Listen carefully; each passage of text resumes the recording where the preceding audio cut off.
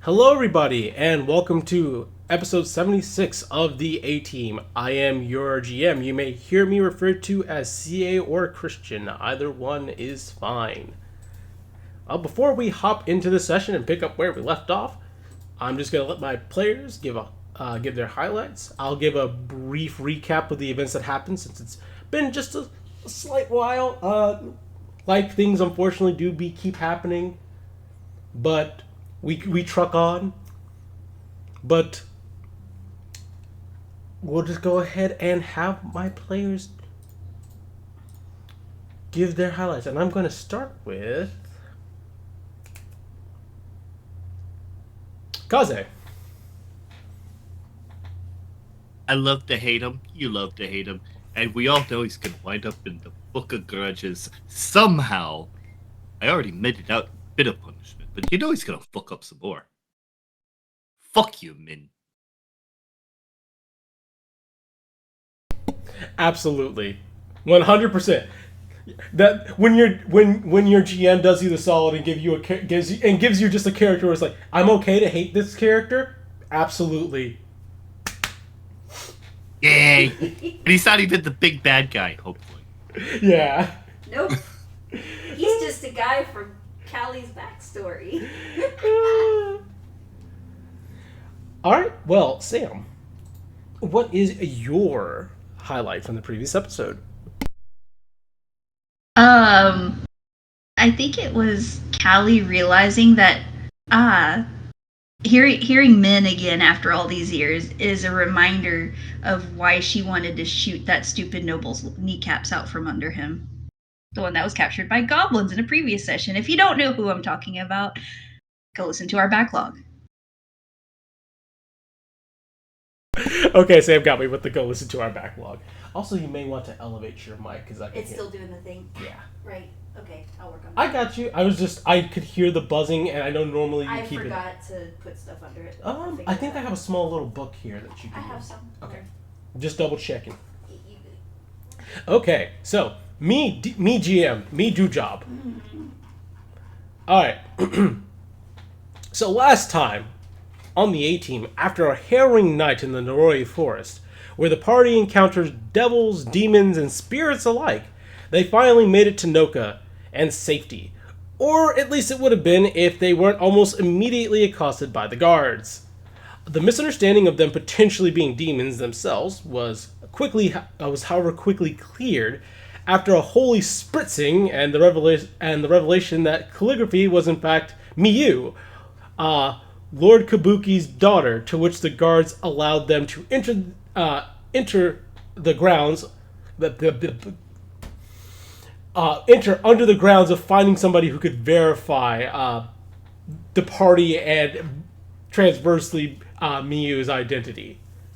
Both to the party's fortune and misfortune, there existed a person able to verify Miyu's identity, as she found that her childhood playmate and resident insufferable asshole Min had attained a high-ranking position in the guard, and after engaging in frivolous banter, confirmed she was who she claimed to be. Finally being welcomed into the village and allowed audience at the Kabuki estate, the long-awaited reunion between father and daughter happened, as with a hug and tears, Shindo welcomed his daughter back home. The joy, however, was short-lived, as Shindo revealed to the party that their task had a few obstacles to overcome before they could even get to the Stella Clavis, the first of which being the presence of Sunny, aka Scorpio, an old war compatriot, an acting minister for the matriarchy, and a psychotic killer whose true loyalty lies with the Black Sun cult. And let me go ahead and get my... The old friend Qatar mentioned. Yep. Probably don't want to use it. This is good enough. Oh, geez. They changed something on this recently. I do not see a volume slider. Oh, there it is. It's at the top. It's now a drop-down thing. Why? This is YouTube. Dude, what is this? Yeah. These look different. I can't The even- volume is in now the top right corner for some reason, by the way. Yeah. You see that? Look to the left, to the left. No, a little more to the left. This thing. The speaker.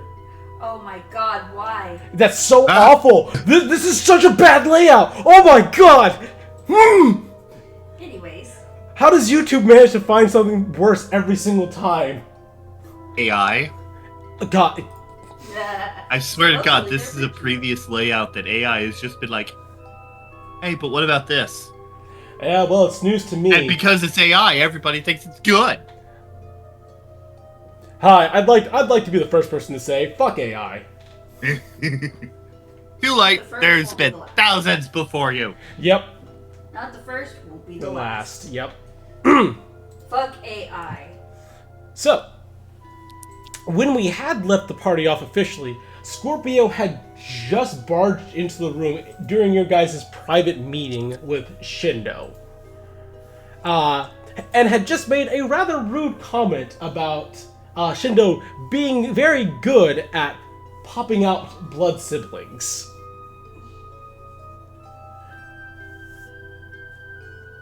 Let me just get to my right spot here in my notes. As he looks around, then noting all the faces that he can see in the room, as he's like, "Oh, ain't that a bunch of familiar faces? If it ain't Mimi as well?" He says, looking at Mira Quinn, as she squints at him. "You are not allowed to call me that." As he continues to scan the room, kind of going over Delg, Whistler. Doesn't actually seem to recognize Kamau, surprisingly. Ember seems to kind of have some slight recognition. I don't think an insight can really cover what he's recognizing, though. I would wager a guess that all of you... She is a well-known noble. But when he sees Vesa... Do you want us to roll a insight as to maybe a strange you know what? That's fair. I would facial say... thing that came across him? Yeah, no. I absolutely... There's going to be a lot of insight rolls in the coming conversation, so... Alright, let me just move this over so I can... Oh God, That's a So good lacking. insight. This man is not good at hiding his emotions. Oh, nat 20! Well, that's Dice kind of rolls. a... Yeah, when he sees Ember, it's more like a "what the fuck is this person even doing here?" kind of expression.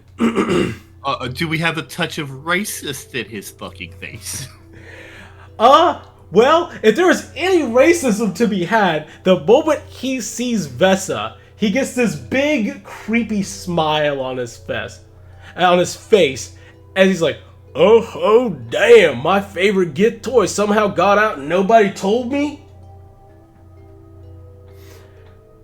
As, Vesa calmly take the tea which oh, sorry, Sam wanted to say something. No, go ahead. As Vesa calmly taking the tea that had been poured for you guys, takes a sip. As she quips, "I have no fear of you, Scorpio."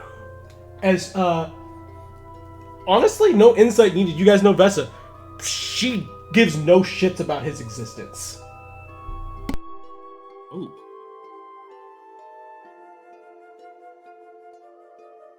Interesting way to introduce yourself. Callie kind of just draws attention away. As, Scorpio smirks a slight bit at the comment, shrugs, and says, "Well, you got two blood siblings, a Gith and good old Mimi. Shindo, I thought this place was boring, but now it suddenly became interesting. Perhaps I was too quick to judge Noka as easily dismissible." You guys roll me an insight on Shindo, really quickly. She did. A little steamy. Oh, yeah.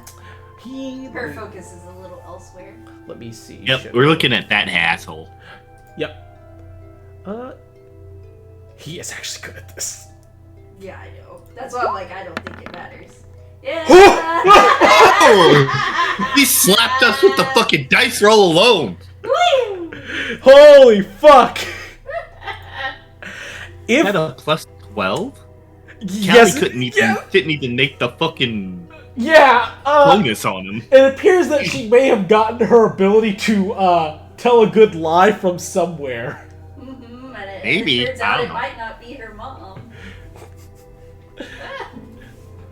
Oh, hold on. I have to take off these wool socks. They're actually overheating my feet and making me uncomfortable. Sorry about that. All right. So, if what Scorpio has said has unsettled Shindo is unclear to either of you, as his face doesn't change. His face and expression do not change at all. As a matter of fact, he seems rather cool, calm, and collected, as he, in a similar gesture to Vesa, picks up his tea, takes a sip.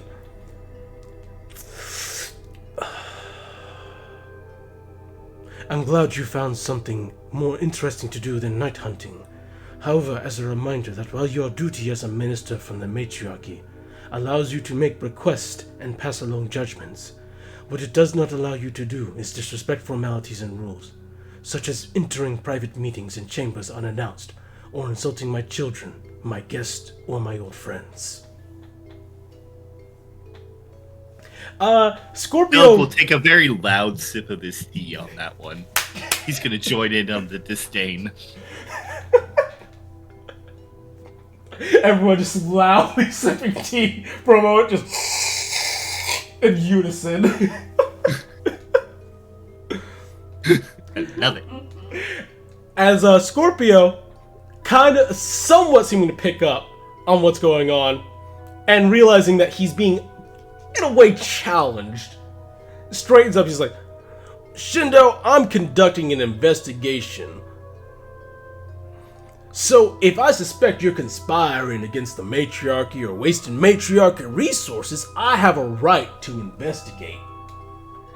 As Miraquin, putting her cup down hard on the table, loudly quips, within reason. As Scorpio's gaze kind of snaps to her, as she meets it on an equal level. Lord Kabuki might not be as acquainted with the most up-to-date laws of the Council and the Matriarchy regarding the conduct of ministers, but as a member of the Order of the Forsaken, an organization that is often tasked escorting or acting as ministers ourselves, I'm very familiar with what you are and aren't allowed to do, and seeing such blatant misconduct and abuse of authority right in front of me is incredibly unwise of you. Especially given that our leader is a third-ring matriarchy member, and above all else, hates the reputation that's perpetuated by bad faith actors within the ranks.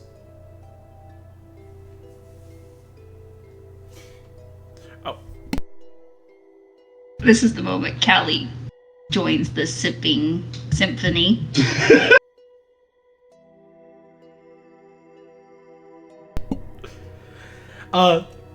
Scorpio's face changes from like that anger, that insult to dread as Miraquin continues.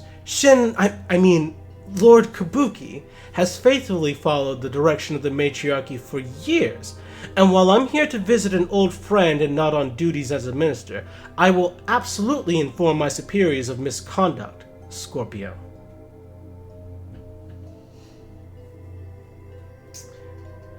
The dread on his face changes to reserved anger as he bites his lip, forcing himself into a bow as he says, Please accept my apologies, Lord Kabuki. I misspoke due to my surprise and will keep my comments and conduct professional in the future. Look at that, he might make a god one day. Be talking. Woo! Doug, would you say that roll me an insight on Scorpio? As a matter of fact, both of you can roll an insight on Scorpio. Like, please, can I? Because Callie is watching him like Woo! how do I put Come on, it? baby, come on. She's Oh, watching. yeah. That's actually not a pass for calligraphy. It is a pass for Delg, though. Delg, the man looks at you in the corner of his eyes, but the look is pure murder. If it were any other place, that one before. yeah. If it is very much if we weren't here, if I found you in a back alley, I would I kill would you. Zero control over. Not a look you're very familiar with, if I'm being honest. But Oh yeah, at and least Stupid look. quickie is- reminder of what the hell he's doing here. He was just reporting on the night hunt, or were we about to go with him somewhere? he is here on matriarchal duties, assessing stuff, and we're gonna get a bit more explanation into that in a little bit, actually. Okay, so we were just having the conversation with Dad, and he just popped in on. Yep, he interrupted. However, we did That's have the right. conversation that Miki seems to think he's a demon, Yes. and there's definitely Yeah. something wrong. And of course, we know based on Katara. That's why I was thinking about going on a night hunt with him. That's, Yeah. Yep. That's why. All right. Alrighty. So after he gives that apology and gives that murderous glare towards Delg, I would ask you guys, hey, can I ask you two to roll me another insight on Shindo What? with advantage? Ooh, with advantage?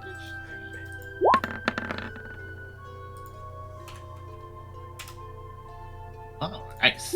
I What would probably you- am not gonna. I'm gonna he's let oh my god! I'm gonna let calligraphy have Damn, it. I just can't seem to. I'm roll. letting calligraphy have it. The bonus of you are his daughter. Okay. Yeah. At least like maybe the vague outside of the feeling. Yeah. As Shindo is staring at him, it's a very contemplative game of gaze of judging him, of what and of wondering how he takes this man apart, essentially. But above all else, that gaze that he's giving says that he's in no way, form, or fashion accepting that apology. Oh, In Calvin other would words, know him and that Delg are feeling. having almost identical looks. As Shindo looks to Miraquin, which I'll give you guys both this for your insight, giving her almost like a slight nod of gratitude. Before he looks back at Scorpio and says, I have no intention of accusing you of being miserly, but you have yet to provide me feedback of my request for Noka to receive aid. Why it is the matriarchy chose now to assess this, or to what ways you found Noka lacking in the 3 weeks you have been here. Is there something you haven't seen or that you are looking for before you deliver the deliberation? Her. I'm gonna give Sam a moment because Freya's yowling. She'll be okay. Okay. It's just. Yeah. Miraquin gives a nod to Shindo as he's speaking these words, and I would just say, roll me an insight on Scorpio as he's able to clearly see what's going on there. 17, 11. Good thing for you guys. Scorpio bad. It's gonna be a fail for Del, but it will be a pass for calligraphy. It is the oh god damn it, I can't fucking lie anymore. That is what his looks like. He's like, oh god fucking damn it, I can't just drag this out anymore. As he realizes his ability to stall is now under actual scrutiny of someone who can actually call him out on his lies. As he lets out a heavy sigh. In regards to my civil duties as a minister, at present I found nothing that implies you are conspiring against the matriarchy to prevent rendering aid. And no abnormalities within the populace say that it has a skew towards tieflings and spirit touched.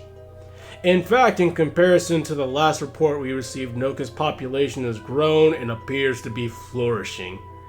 He says with a large eye roll.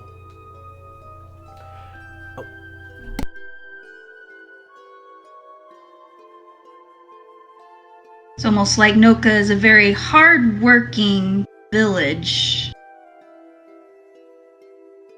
Something to be proud of, even.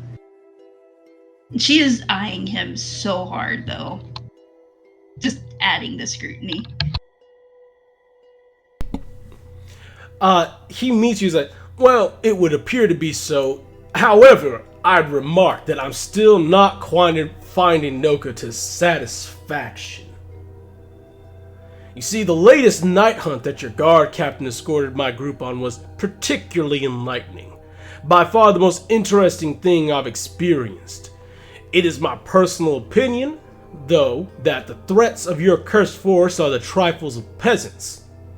And were your guards and night hunt members as well trained as they are equipped, you wouldn't need matriarchal aid. Even the acclaimed night terrors won't even much of a challenge for me and my retinue to dispose of, as he reaches into his pocket as he tosses a tooth onto the table. Calligraphy. And, well, Delg would not be able to, for reasons I can't have Delg make a check. Calligraphy, roll me a religion check with advantage to recognize what you are seeing. DC is 15. Religion, you said advantage? Advantage. Okay. Haha, 17. 17. That is a night terror tooth. As he continues, if your guards can't handle this, I surmise this is a lack of your ability to adequately lead and train your guards as opposed to the threat being so grandiose. Which is to say that if Noka were to incur misfortune in the future, I direct that it had little to do with the matriarchy not understanding the scope of the threat, but inadequate leadership. As he turns to Shindo. Can you guys roll me an insight real quick? Oh boy. You can roll me one on Shindo and on Scorpio. Oh, he's grasping at straws. Oh yeah, that's definitive. So I need to do a second one? Or... If you want to do another one on Scorpio, I would say that one was for Shindo. Oh, damn! I saw it hang on the 20. So neither of you could read Shindo from the looks of it, which is fair. 18 was a no. 18... Ooh, I should just have him roll. I'll have him roll. Yeah. Now I am going to deal with the dumbass over Oh, nope, you didn't know shit! that was a natural 20 to 32. Shit. Freya, stop. What?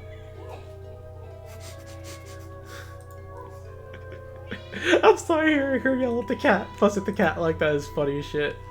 She just Yeah. looked at me like I need everything. Like you need nothing, fucker. Alright. Sorry, I had to let her in because apparently that's all she wants. She wouldn't let me push her away from her. Hopefully she doesn't try to get in my lap. I That's can't about the let only... her on me because I have this stuff. So. Right. So, neither of you passed your insight into Scorpio nor into Shindo. Nor into Shindo. So, We see the volleyball happening, but not really sure who's taking advantage or who's taking the lead. This cat. sorry, I'm just trying to prevent the cat from getting into my lap because she has a bad habit.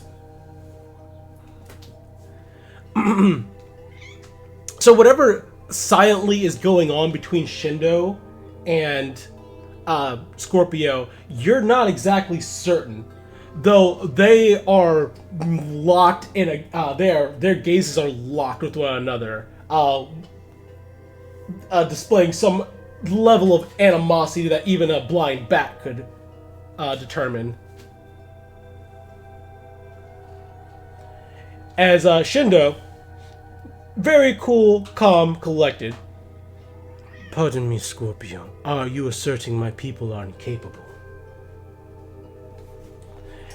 As Scorpio, with a smile, nothing of the sort. Though I've certainly not seen the skill Nokan warriors are famed for from among any of the members of the Night Hunt.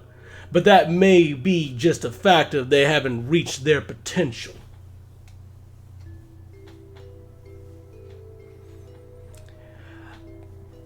Shindo, the room is a little silent unless one of you guys quips something.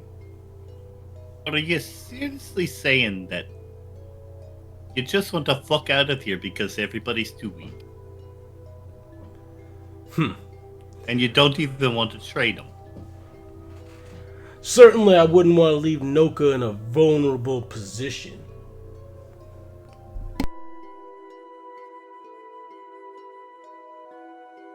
Well, we do have a lot of young people on the guard, and that does require additional training in order to be sufficient. And time. There's only so much strength a young child will have. I certainly see your points. However, even amongst the senior members and those in positions of authority, I think I've only seen one of them that potentially even had something I would call skill. I believe his name was Min. As you just hear Ibra. This man's insane! You mean the guy just a bit ago who couldn't even stop me from... You mean that Min?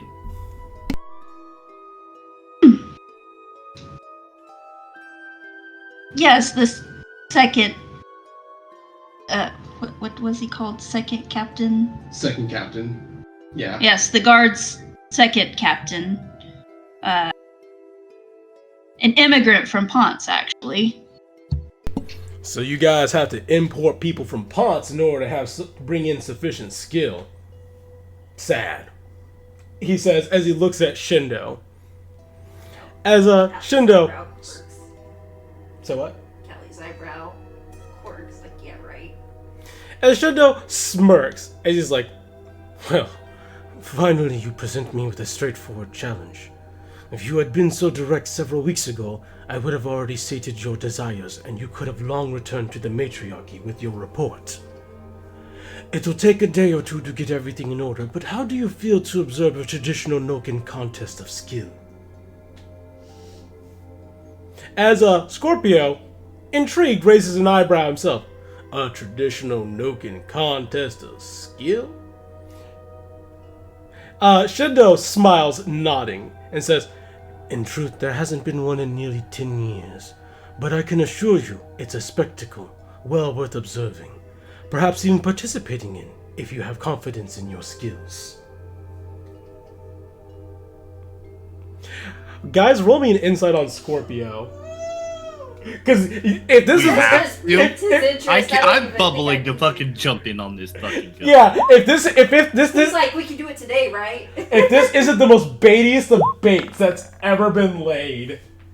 I feel like we should get advantage. Yeah, no, because absolutely have advantage. He's been very. He clearly is looking for something exciting, and that is the bait. 15. A little better. Yeah. As a matter of fact, I'd even say that 13 is a pass. The man is near foaming at the mouth at the opportunity.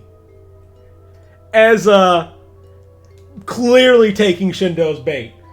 Damn, Shindo, you were holding out on me and keeping me bored with these night hunts when you had something of real substance you could have shown me?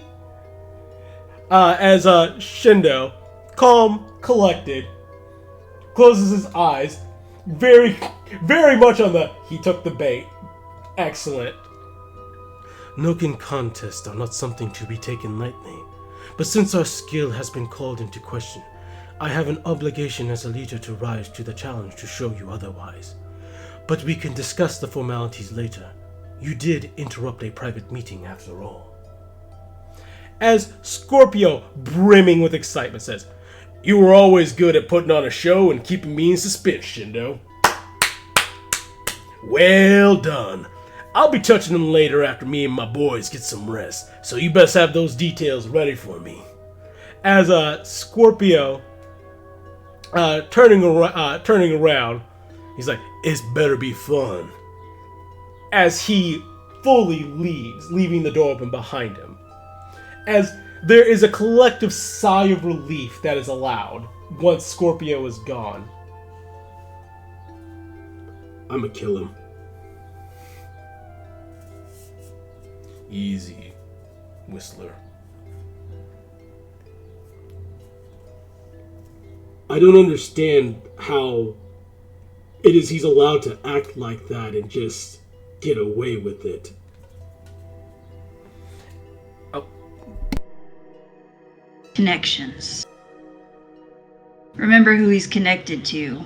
I'm sure he gets away with a lot more than he should. And we already know they have people in very high positions.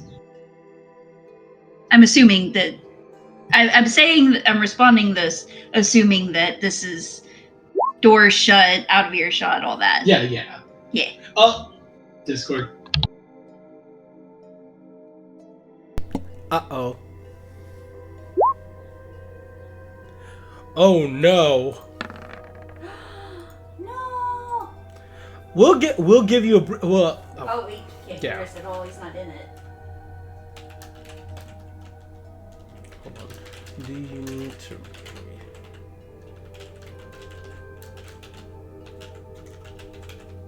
It didn't even bloop for me to know that he left. Shit.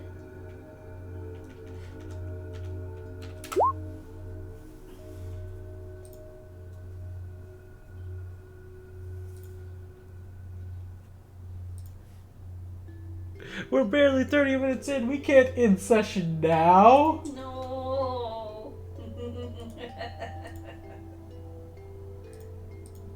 It's just knowing how far back Yeah. is the problem. Is I don't know because I didn't see. I didn't see when it happened. I didn't have that screen on Discord. I'll pause and get the break music going until we have an answer here. Sorry, folks. Technical difficulties happens all the time. Okay. Discord's being a dick cord. There we go. Up, he's back, Hello. and he's back. I didn't need to stop shit. All right, so let's see. It was right after we got done with our rolls, and you were just saying that 14 was acceptable for something. Oh shit. Fuck. So did you hear? That he was foaming at the mouth, essentially. Yeah, you heard that he was foaming at the mouth for the contest. No, but okay, cool. Sounds good. So is Delg. He's Yeah. all like, kind of bouncing his. Yeah. So And essentially, considering that it's probably a human-sized seat, his little feeties are in the air kicking. yep. As yeah, essentially what you missed was Scorpio was like, this better be fucking good because I now you actually have me excited, and then he left, and we can Good. assume someone has now closed the door as well, as Delg did want to tell Miracle. yes, Oh, yeah, and then of course, Whistler's like, I'm going to fucking kill him. yeah, Whistler was like, I'm gonna fucking kill this man. Only if the contest allows it. Hey, Miraquid, do you think his judgment is a little bit skewed and is possibly in need of a superior to come check on him? I would agree with that assessment, actually. Only person around here is Minnie? A man's crazy.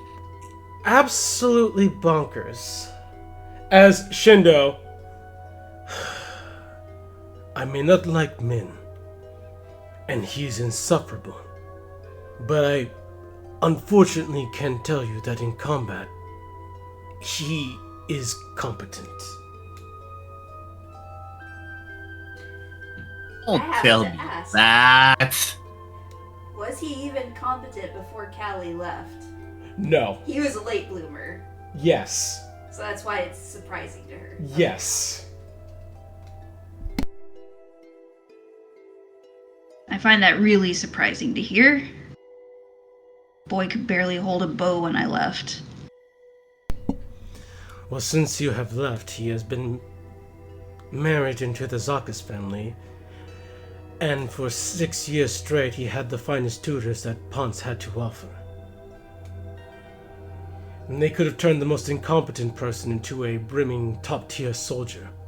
So for someone like Min, making him at least competent enough was within their purviews. Though it taking 6 years is certainly saying something.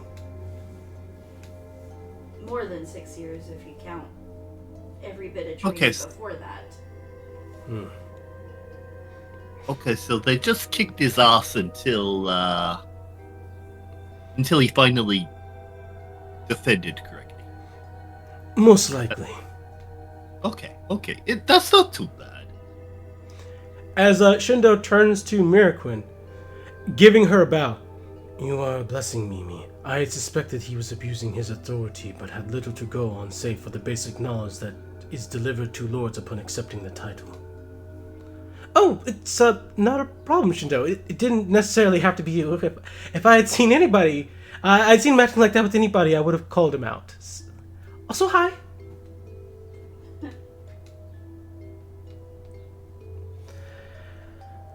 Doug sips his tea. As, Shindo, now that Scorpio is gone and that he is within the state for others to observe and keep an eye on him, he looks around the room for a little bit. Fuki, did you manage to make your way into the room? As stepping kind of from behind, from out of the shadows ever so slightly, not in the same way that, oh, I'm forgetting the name of the Aarakocra. I feel bad about that. I'm sorry. I have it in did my- not recall it. I don't think I have it written down here.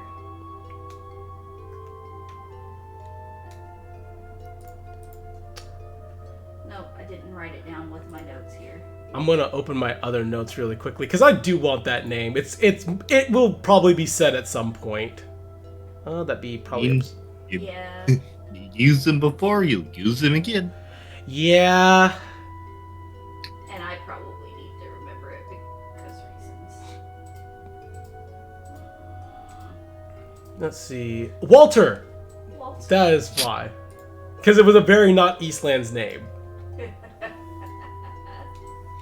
So not quite in the same way that Walter had appeared from out of the shadows. It's almost like she was blending in perfectly. As you see this black cat looking tabaxi wearing very fine looking leathers with a belt of knives. Step out from the shadows that she had been blending into as she gives a bow. Lord Kabuki. As he waves a hand dismissively. This is not a formal situation. I trust these people. Okay, Shindo, she says, correcting herself. As he gives him. Stealth, there are assassins in the shadows. Check them every time. As a matter of fact, Check shout. that. What? Yep, 16. Looks around for more people. As Fuki sees you. Mr. Dwarf, you don't have to check the shadows. I'm the only person here in the village that has abilities like that. Thinks about that for a moment. That I know of. Okay, so if I've not got eyes directly on you, check the shadows for you.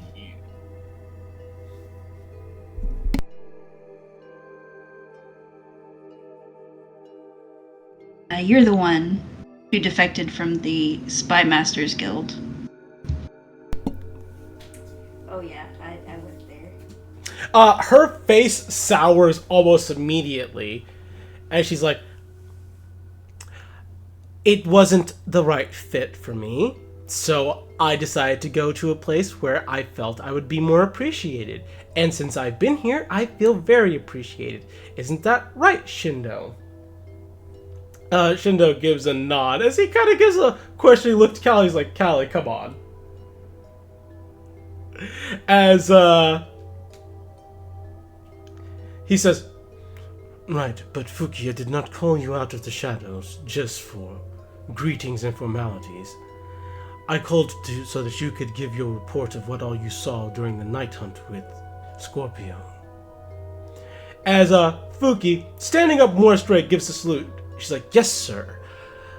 So, given that I was closely following and observing Scorpio for the entire time during the night hunt, I can confirm something that we suspected all along. He is very strong, and his men are quite capable when they put their mind to it. That being said, his comment that taking down the Night Terror was easy should be taken with a grain of salt. It might have been easy for him once he actually decided to get involved with it, but he lost several of his men, which he should probably take a note to report to you at some point, of the dead bodies in the forest, which I had to burn and spritz with holy water. I had to use 2 canisters of holy water, sorry, sir. That is what the holy water exists for. Continue. Were you able to confirm what Migi said? As Fuki shakes her head. No, I tried to keep a close eye on him the entire time, but nothing about it came off as demonic. Monstrous, yes. Demonic, not so much. I know that Migi doesn't lie, but I think Migi might be mistaken or seeing something else. As Shindo kind of thinks about that for a bit. This makes things a bit more difficult. I was hoping for something more conclusive. Though I thank you for your services and for sticking close to Scorpio. I know that you very much dislike him. I don't think there's anyone in this village that likes him, sir.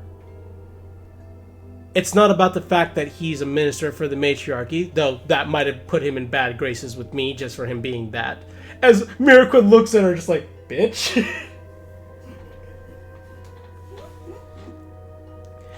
It's his attitude.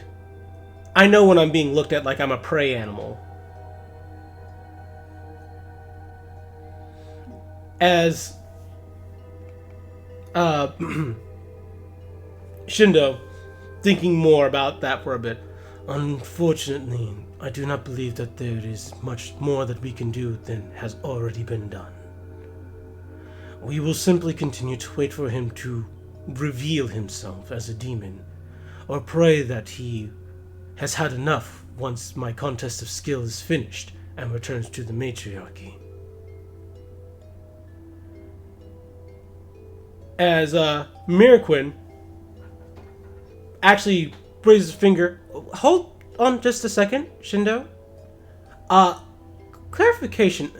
How long has Scorpio and his group been here in Noka? Shindo thinks about that for a bit. Fuki, you have been keeping more succinct track of... As Fuki, 23 days. It has been 23 days of misery. As Miraquin smiles. Well, Shindo, I have wonderful news. Regardless of what Scorpio wants, then, he will have to leave after 28 days, as 4 weeks is the only amount of time allotted for ministers to perform their duties once they reach their destinations. I would note, this means that there is a far simpler way to get rid of Scorpio than trying to outright murder him like we were thinking about doing earlier. Which is probably for the best, because murdering him has implications for Noka and can potentially harm its reputation. But, she says, thinking about that for a bit, if he can be tolerated for 5 more days, then he'll have to go. And even if he refuses, that's grounds for you to imprison him for disregarding matriarchal and council authority until another officiant arrives and retrieves him for a proper trial within a city court. Of which is just gonna make him eventually turn into a bloody demon and try to kill us all. As Shindo gives you a look of just, me and you are thinking the same thing. We are pretty close to Oban. That would be a risk. Indeed, it is a risk if he does happen to be a demon. That being said,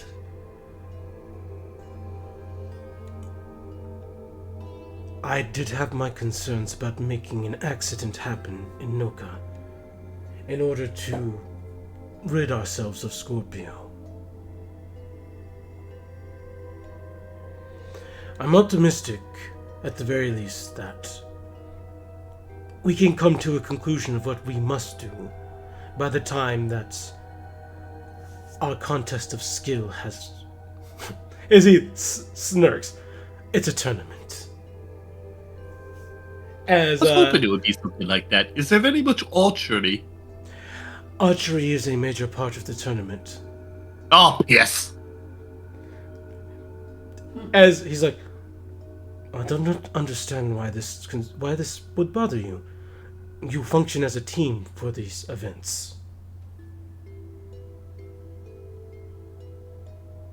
As Well, in that case,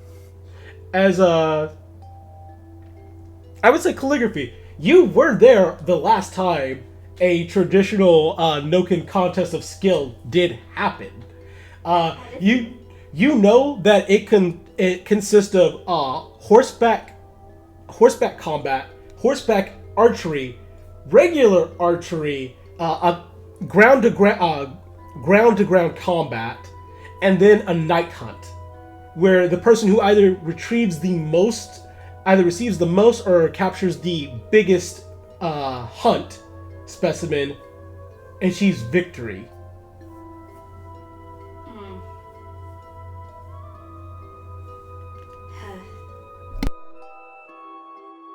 True, although Delg would probably need to sit out the horseback parts, if possible. Right, because it's singles doing that, or is it the whole party on horseback? Because I don't know that part. 2 people. Sorry. So you want me to mute? I was continuing with that knowledge. 2 people can be selected from your group to participate in each contest, save for the night hunt, which must be conducted as the entire group. Which makes sense. Okay, cool. Yeah, the horseback parts probably Delg would need to sit out, but I believe others of us can handle horseback. but that depends. There's Am multiple I allowed rounds. to ride Whistler? Because we would be an almighty terror. Is he not a person? Oh, he is. But I'm certain that if we could find a way to strap me onto his back and we do some shenanigans like that, that's about be just the best time we ever had, won't it? Non-traditional animals are allowed within the mounted combat section. People are allowed their ilkukus, some people bring mules, horses. We once had, well, at least the annals speak of someone who actually brought a dragon to ride on. Even one person rode a tiger into combat once. Kelly kind of looks at Vesa for a moment. I guess your steed probably could. Yeah, correct. My phantom steed could count as well.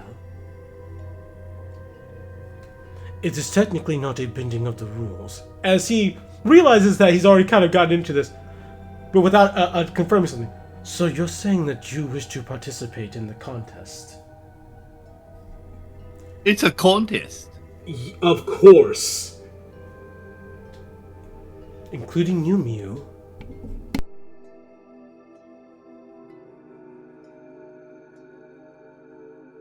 Not sure if it's appropriate, but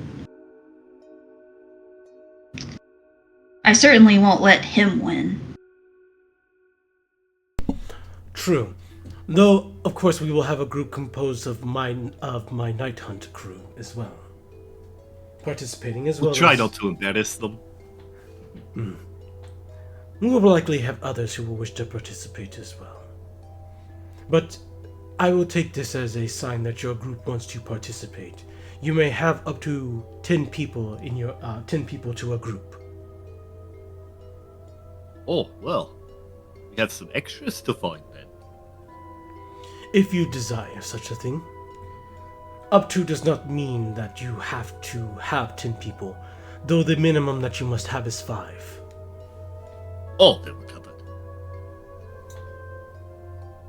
As Kamau, I don't really care much for contests and the like, but I do like riding horses. You Ew. There's horses that are big enough to hold you. Well, in the Southlands, we actually had mounted rhinos. Though, A Getting- fuck's a rhino? as he thinks about that for a bit.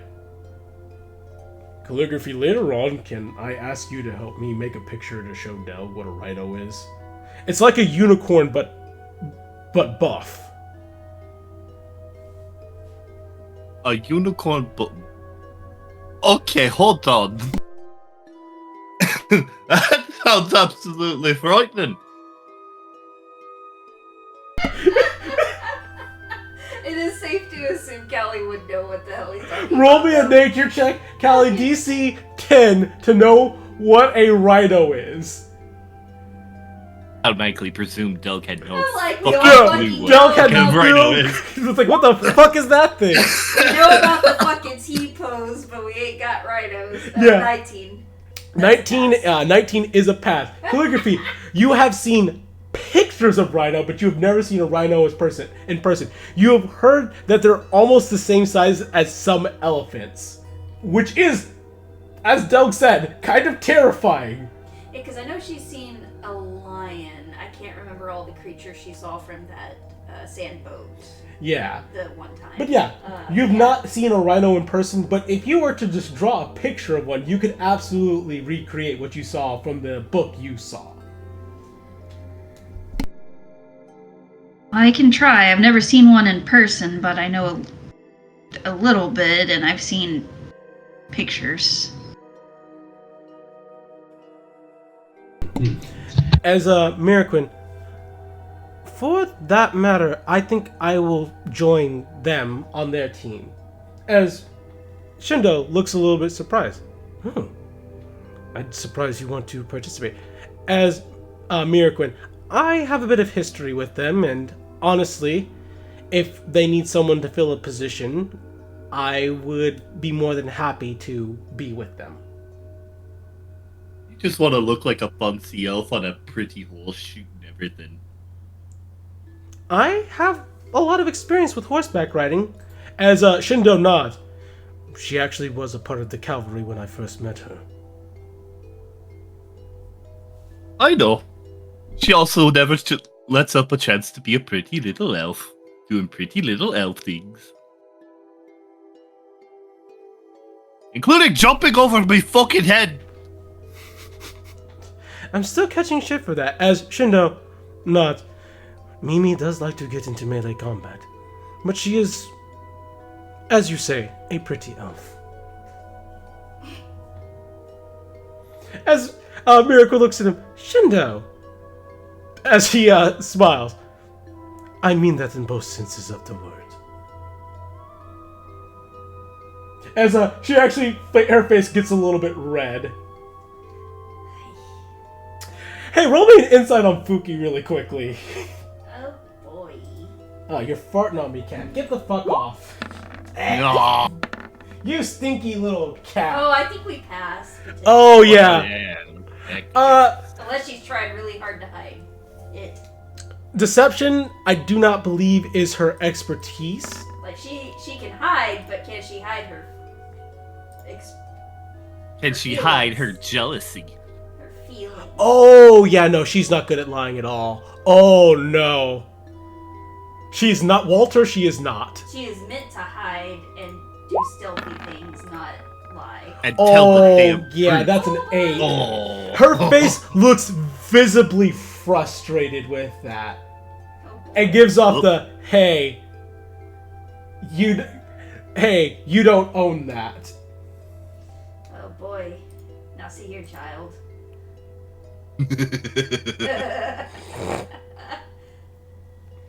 As Shindo, getting focused, I'll make sure that your group is signed down then, as willing to participate. In the meantime, though, seeing as what we need here is time before we can ask and see if we can find a peaceful solution to asking Scorpio to leave.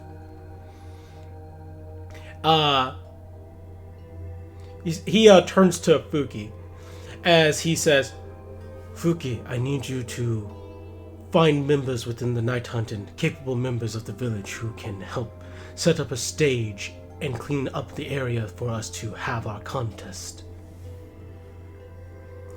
As he thinks, 2 days for me setting this up and 2 days for the contest to happen, I think is a great way to eat 4 days of his time where he can't do anything other than focus on this. As Fuki looks at Shindo and flatly states, "With what resources, sir? I know you want me to pull members from the Night Hunt and from those farmers, and there may be those who are willing, but we are still short on people alone between needing to guard our people who are still out doing the farm work and needing to keep an eye on Scorpio." As Shindo nods, acknowledging what she said, "That is true. We do need people to guard our fishermen and our farmers." As Shindo smiles as he realizes something and turns to the party. Of course. We have extra hands right here. Atom was adamant to me that the A-team is very capable. I'm not sure what I could offer as suitable payment, but at least for the 2 days leading up to the tournament, could I ask for the A-team's assistance in aiding Noka by supplementing the guards we need to take off duty for setting up the fields of combat?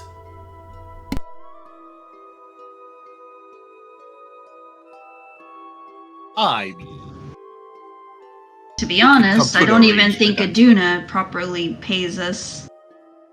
And we do it anyway. well, I don't know we do it because we live there mostly. Like, I have my room over there. As But yeah, we can totally do that, especially since we'll figure out the recompense. Yes. No. Honestly, just being able to participate in this event I would consider that payment. This is an honor thing, yes? As Shindo nods, indeed, this is a very honorable thing. Yeah, no, I'm in. And Kamal, helping out the people is literally what Gaddick is all about. So, this is well within the purviews of some of my duties as a cleric. I'll happily guard the people out in the field or who are going on a fishing expedition. I have quite a bit of experience on fishing boats, after all. I have a question offhand. Oh. No, I mean. maybe Oh, you go said- ahead. Was Callie even able to participate because she couldn't have a team last time? She was not able to participate. She was simply sat next to Shindo the entire time observing. I wasn't sure if it was because she's who she is or because she wouldn't be able to have a team. She wouldn't be able to get people. You wouldn't be able join to. her. Back then, you wouldn't have been able to have a team. Okay. Though just making you know sure that the before I- champion of the last Noken Tournament of Skill challenged your dad and was beaten to a fucking pulp. Yeah, that part's not so. Okay. I wanted that extra detail because that does also make a difference to Callie's excitement or smugness. Yeah. depending. Okay. As Ember, well, you've convinced all of them to join in on it, so yeah, I'll get my hands dirty out in the field. I'm not the same level of guard or combat capable that someone like Whistler, Kamal, or Delg is. Maybe even Callie for that matter. I'm probably not even more combat capable than Vessa now that I'm thinking about it. But I am far more trained with my rapier than probably a simple farmer. As Shindo does appreciate it, Miss Ember Alphanique. Right. Callie, no insight check needed for you. Your dad has the why is this noble here? Kind of looked at even Scorpio had earlier of the why are you here? Sweetie, talk to him about the cool things you saw in the market and stuff like that. As she blinks for a moment. Oh, yes. As Oshindo cuts her off before she can even start. A sales pitch. Yeah. Before before she And could it was the thing she was going to be good at. Yes, I know. As he's like, I will take you up on your offer. Since you have agreed to this, Whistler and Kamau, I would have you escort the fishermen as they go out to, Mizu. God damn it! I think it was Yami Mizu, or Mizuyami. Mizuyami. It's because it's not directly on my map. Yeah. I will have you escort the fishermen who are fishing out at Mizuyami. Ember and Dao, you two seem close in that you get along quite well. How about you two go out and help the rice farmers? Make sure that they are safe. Mostly they deal with benign spirits who actually will pick rice for you when you are nice to them. But occasionally, especially with the current influence that the forest is receiving, we have had some not good things appear out in the rice fields. As Oh, so go ahead. so go make friends with a bunch of spirits, and when one of them gets pissy, give it a slap. Indeed. Though I would ask for you to refrain from killing these small little plant-like spirits. They are actually contributors to why the Noken fields are so fertile. But are they the ones that need to get slapped? They are usually not the problem. There are occasionally large plant-like creatures. They almost appear blighted. They can influence the other smaller ones to attacking. Though if you deal with the big ones, the little ones quickly go back to how they had been. I was just about to wonder about that. If the big one's in sight of, can I just smack the big one? Indeed. Perfect. The big ones are beyond saving, if I am to believe. As he looks over at Fuki, as she nods, from what I found during the time that I was allowed to look through the archives, yes, that's absolutely a brag. Huh. For the time I was allowed to look into the archives, a privilege, mind you, that you... Callie's eyebrow goes way up. Yes, it appears that once they achieve blighted status, that there's no returning them back. And that our best method to deal with them is to simply cleanse them and send them back to the spirit world so that they can come back as a purified spirit. She says with a cat smirk. As he gives a nod. As he then turns to Vesa and Miu, as he goes, Vesa, Miu, as much as I would like for you to aid either Kamau and Whistler, or to aid Delg and Ember, I think the duty that you guys need, or rather the thing that you need to do, is superseding the need to have my people guarded. If I do not give you sufficient time to go through the archives, you may not find the information you need to breach the barrier.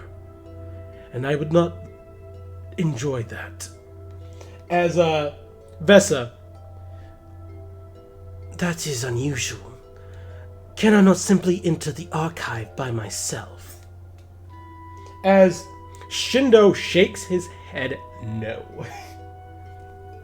It is not a matter of safety, but a matter of rules. Miu might not remember, though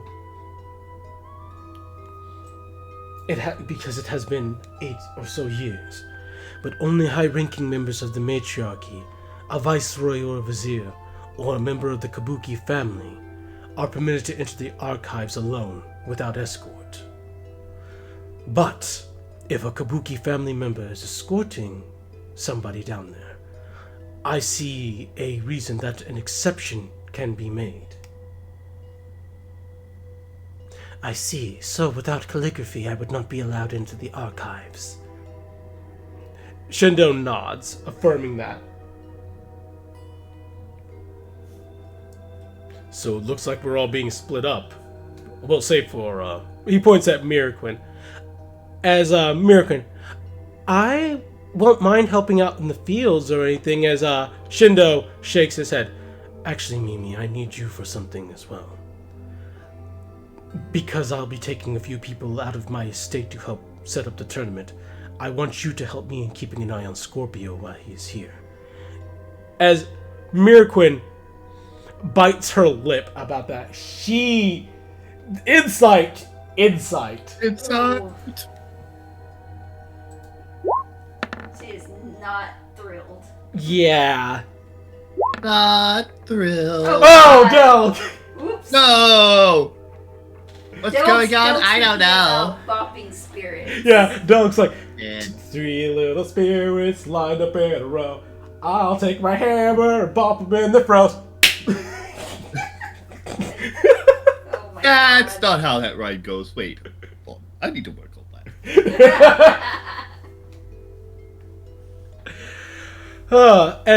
Yeah, that insight is enough to beat Miraquin's deception. She's very much not pleased about that for many reasons. And Shindo can clearly tell that as well, as he says, "Please, Mimi, you're the only person I can trust with this. You know as well as I do what he's capable of when he's not supervised. And for the safety of my village." As Miraquin, "Fine, I'll keep an eye on him. However, I say that with a condition. I would like some time to talk to you. Just us two, at some point. There are some things I need to say to you that as she tries to get it out, Fuki, we're wasting a lot of time here that we otherwise could be using to do something efficient."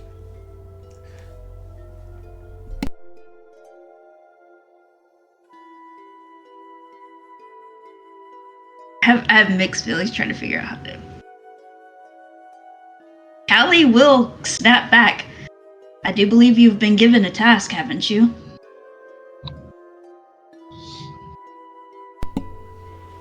Was that at Miraquin or at... That's a Fuki. Yeah. As Fuki, you are not Lord Kabuki. You have no... As Shindo, very politely, "She is, however, my daughter, if you could not tell." As Fuki looks at you, a little bit of shock. "That's her?" Oh God. She raises her eyebrow like, "Who the fuck do you think you are?" Like, not saying it, just like, "The fuck do you think you are?" As she looks at Calligraphy, "Well, I guess you do look a little bit like Keita. That makes sense." As Shindo, as Shindo, correcting, "That was a little impolite, Fuki. I'm more than happy to have my daughter back." As Fuki looks left, looks right, mumbles something under her breath. Hey, dog, Calligraphy, throw me a perception to see if you catch what she says. Come on, perception, don't let me down. Ooh, she Oh, about to we be... got 21! Because it's stupid. 21! Under her breath, you hear her mutter, "Yeah, 8 years later."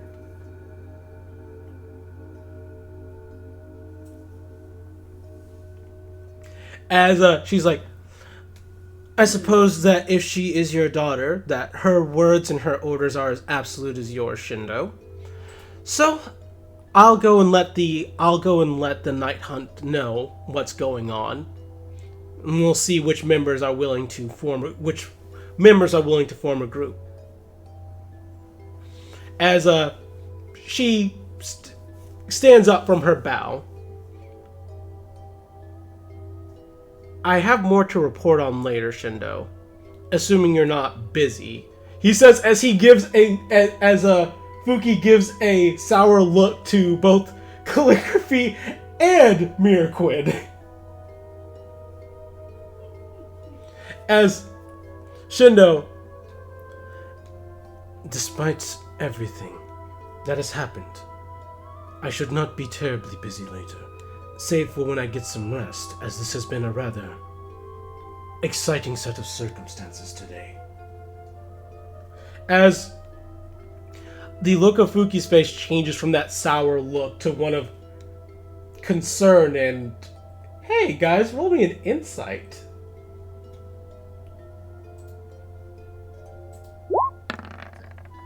Well,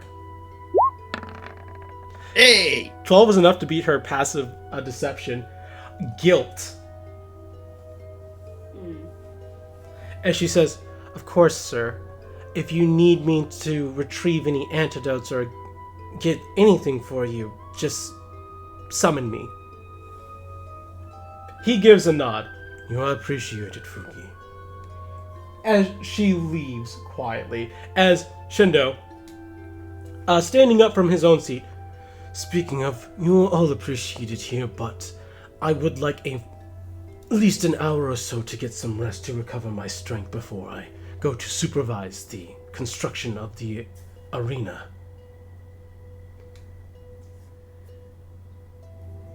can I do a? Hard to really know, I'm pretty sure, but can I do a medicine check? Mm-hmm. What are you trying to ascertain? To ascertain if, let me double check that I'm not over. That if I had attempted to cure wounds, that it would help him in any way. Because it's kind of an unknown kind of wound, so aside from general exhaustion from it, but Roll me a DC 15 medicine. okay, sorry. It is concern. I just didn't know how to. 18. That is a pass. It's not 100% certain if a cure wounds could fix the situation, as this is more a exhaustion brought about by his condition than it is a injury that can be directly healed. Yeah. We too had to run through the night in order to get here safely. So I do understand being exhausted.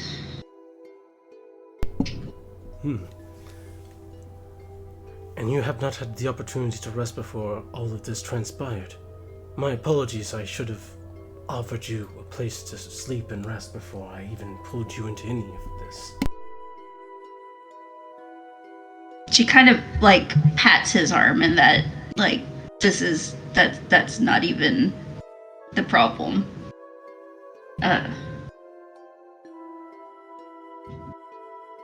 No, that wasn't to say that anything was inappropriate, just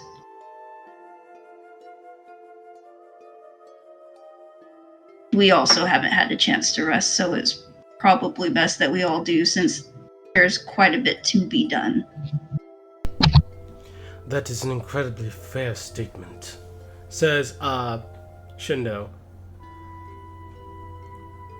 If you would like to stay here and talk amongst yourselves, I can go and make sure that somebody sets up some bedrooms for you all to stay. Scorpio is currently and his group are currently taking up the top floors, so likely I will give you some rooms on the lower floors.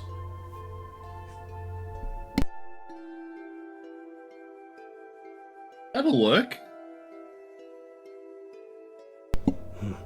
I know that most doors do not like being high in the sky from my experience, so I imagine it will likely make you feel more comfortable, Delk.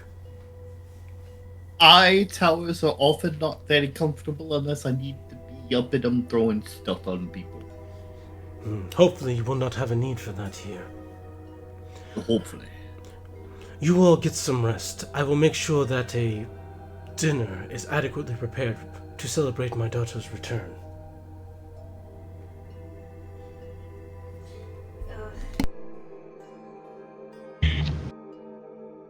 She is absolutely trying to hide it, but there is very much that deep, just the guilt, shame response to it that she's trying to suppress.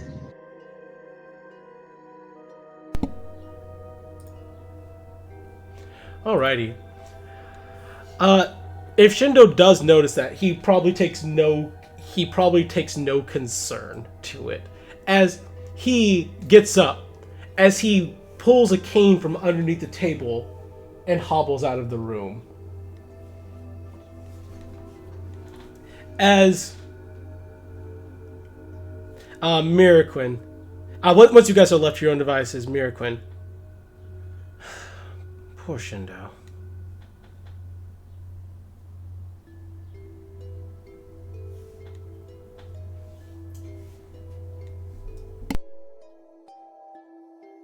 Callie does in fact struggle to meet anyone's eyes after.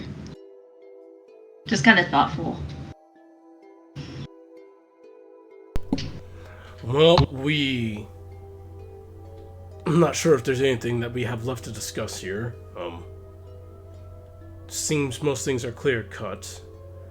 I need to see if I can actually get some rest, so that way I can see if I can cure Shindo of his condition. As he closes his eyes and clasps his hand together. I'm really hoping I'm able to do it. You're powerful and your god loves you. Of course you'll be able to do it. Indeed. But, those factors aside, since I've come to Noka, or rather since we entered the Cursed Forest, I have felt a heavy weight on my shoulder, and I normally don't share when I'm struggling with you all, since I don't wish to be a burden, but I have felt slightly ill since we have arrived. Oh, is the effects we were warned about beginning to get to you a little? Yeah, Callie frowns deeply. So it is.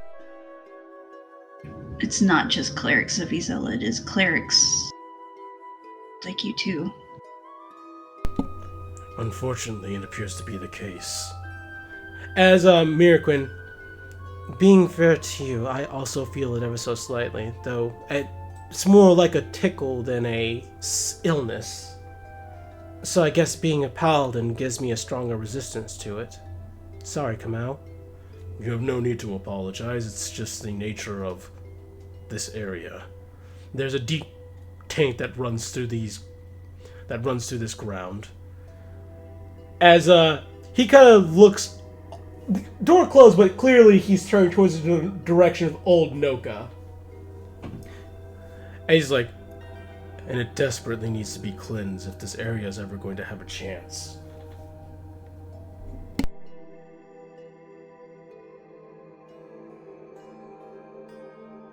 Well, it's part of what we're here for. Partially, but I don't know if we could even convince that many clerics to come and aid with it. I don't know if it's even a matter of money. If it was a matter of money, the matriarchy would have already thrown as much money as they could at it, if I'm being honest, darling.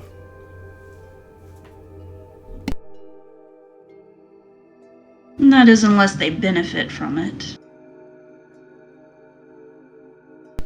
True. Though I couldn't understand what benefit they get from Noka being in this condition, the forest being filled with dangerous beasts and undeads and demons. Just to be clear, this is Ember popping off. Okay. Subjugation. One of their best tactics, isn't it? But the people of Noka aren't even doing anything. They're not posing a threat or anything. Why would they need to be subjugated? As Miraquin chimes in, history.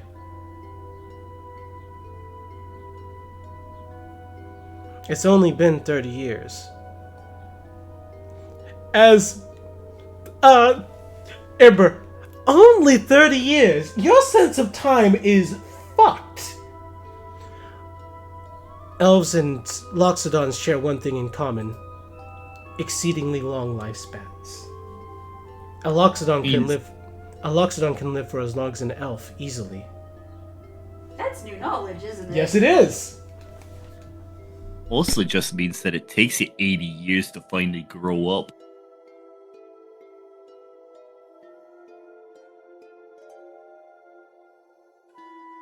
Huh. That would explain when we learned about Katara's age. That he was much older than any of us realized. I thought that was abnormal. Although I guess, to be fair, he's not a Loxodon. But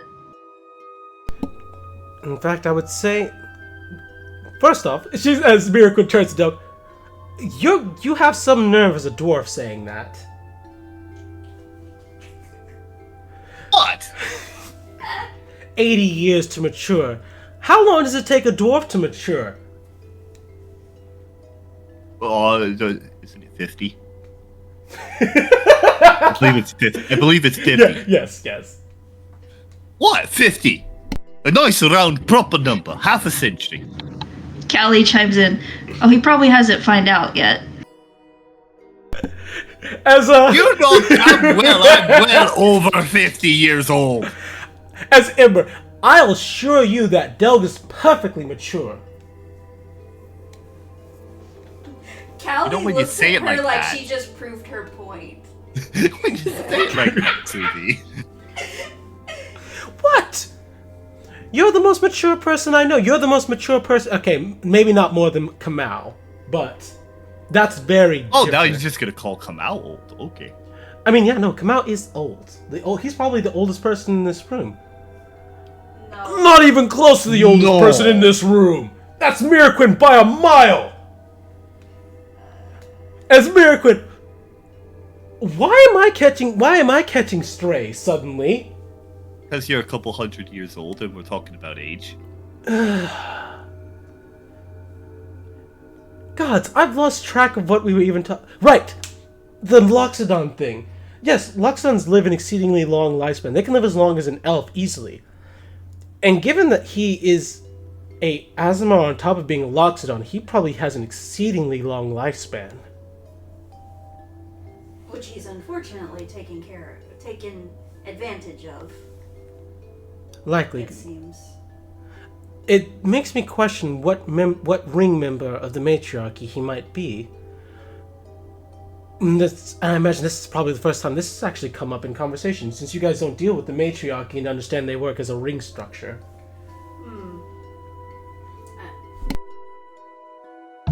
So first, I imagine Callie does not, because that's too much detail. No, but I would say that we did find out that he was the grandfather of the last Raja, which would have placed him at a pretty old age. That does place him at a very old age. As Miraquin ponders on that. So, I did remember that correctly, right? yes. Okay, thank you. Or the great-grandfather, actually. I think he just said, oh, did he say great-grandfather? Fuck. Yeah, great-grandfather. Sorry, can we replace that? I said Yeah. great-grandfather then. I'll double-check my notes at some point in the future to see if that was correct or not. I know it's either grandfather or great-grandfather. Because I remembered it as grandfather. Is but- distantly related, though. Yeah. Is older than. But was related. Yes. As Miraquin, right. So, when I question what ring Qatar comes from, the matriarchy works in a ring structure. 4 rings.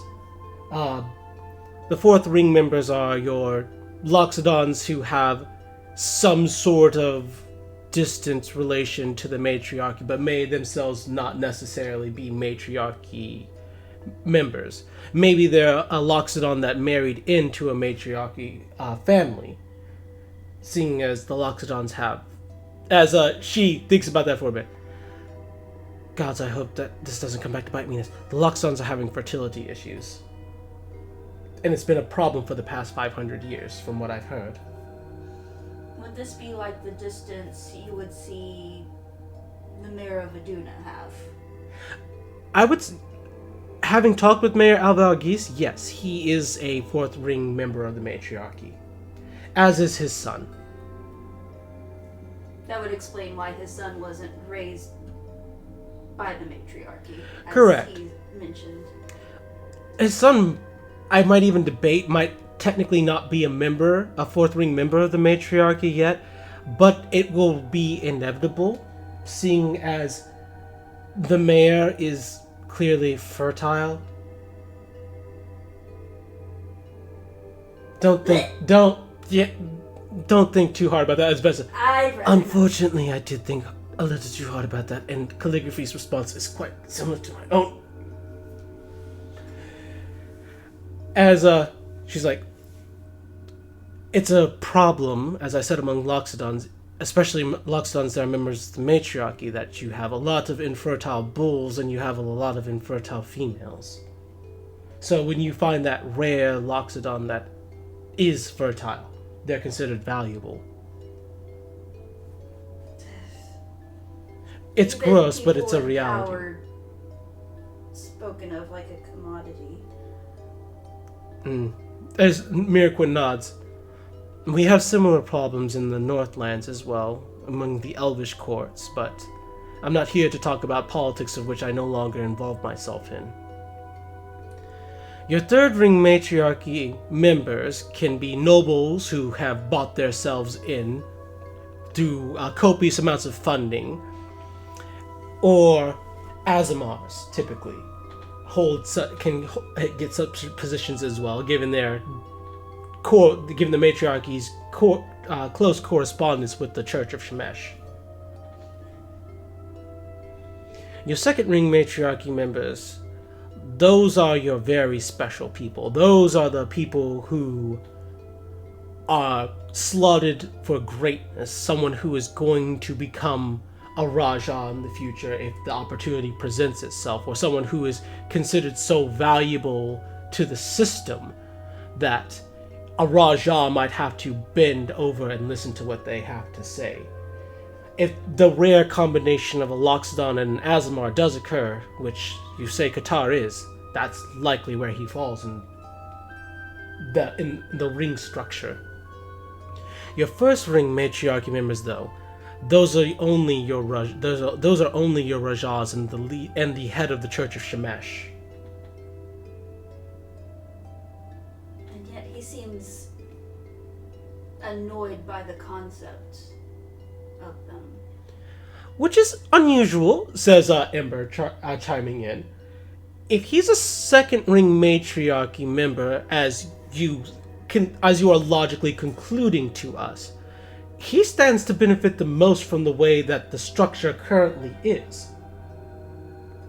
Why try to change anything if it benefits you so greatly? That's, as Miracle responding, that's not something I can understand. I don't understand how Qatar functions. You all would probably be able to better tell me what motivates Qatar than I could tell you.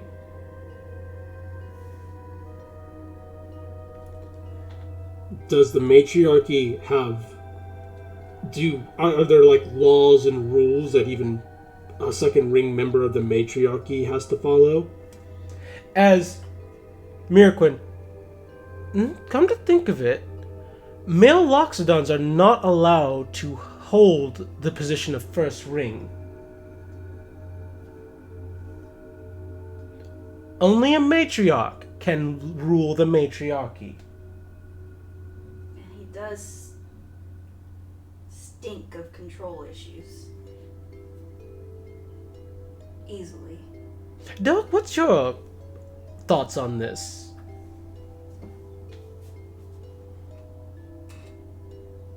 Oh, did we lose Kevin again? Fuck! No, it's more of how do I express an opinion about another person's political system? Given that you're a part of your own political system. Yeah. Given that I am not only a part of my own political system, but I'm damn good at it, and the main way you don't make a fool of yourself is you don't express an opinion about this kind of thing. So It's kind of hard to say, but he's definitely bended the rules and everything. Also, yeah, that seems like a reasonable takeaway for how what Callie read. Mm-hmm. But she can't just say that she read it. Honestly, I'm with Doug on this as a native to the Southland who simply has found themselves here in the Eastlands as a near permanent resident, sadly. I still don't have a great desire to get involved with politics, though this new knowledge about how the matriarchy works is certainly worth knowing. And it would explain why Qatar potentially is getting away with as much as he is. Also, I didn't know that the leader of the Order of the Forsaken was a third ring member, though I guess that makes sense seeing as he is an Azamar himself. As Miraquin nods, indeed, he's insufferable. I'm glad that you've had very rare contact with him. The man has a stick shoved so far up his ass that you'd think he'd start spitting out twigs.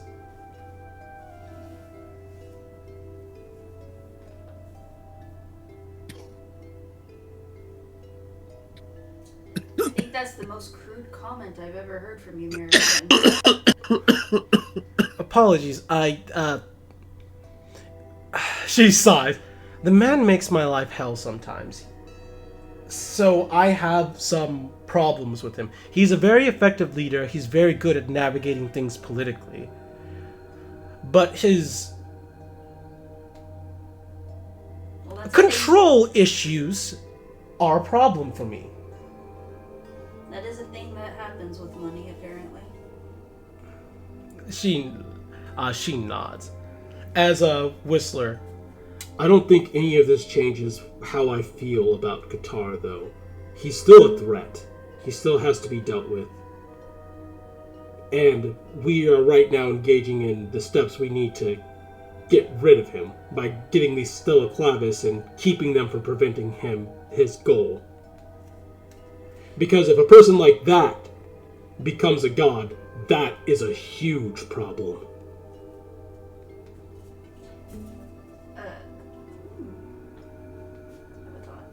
I'm sorry. Callie has a thoughtful look on her face. Perhaps the important part about this is it might reveal some of his insecurities, and we can use those to our advantage. In a rare set of circumstances, says Miraquin, this means that a conversation with Mayor Alvarghese or his son could actually enlighten us as to what insecurities we could exploit in Qatar.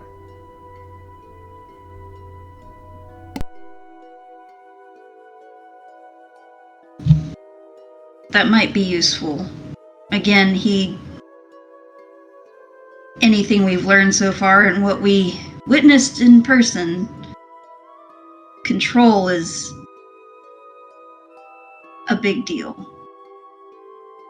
If someone doesn't listen to what he's demanded, he starts to threaten. So I feel like that is just the edge of an insecurity right there. Certainly I wouldn't disagree with that, says Ember. All that is to say that from a political perspective there are ways that we can handle him a little easier, though I would act with some caution. I've never really dealt with the matriarchy and I've always just viewed them all as a giant unit of thing, she says, making a crude gesture with her hand of This annoying thing that gets in my way of commerce. Yes. I've always just kind of viewed them as one giant annoying thing, but knowing that there are levels to it is certainly an interesting thing, and I feel confident Zenny has probably explained this to me, and I probably ignored it.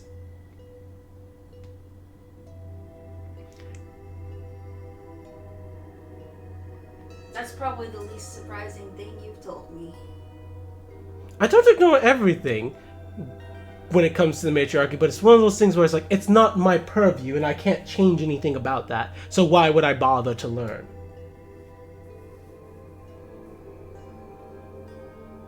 Because you can change how you react to it.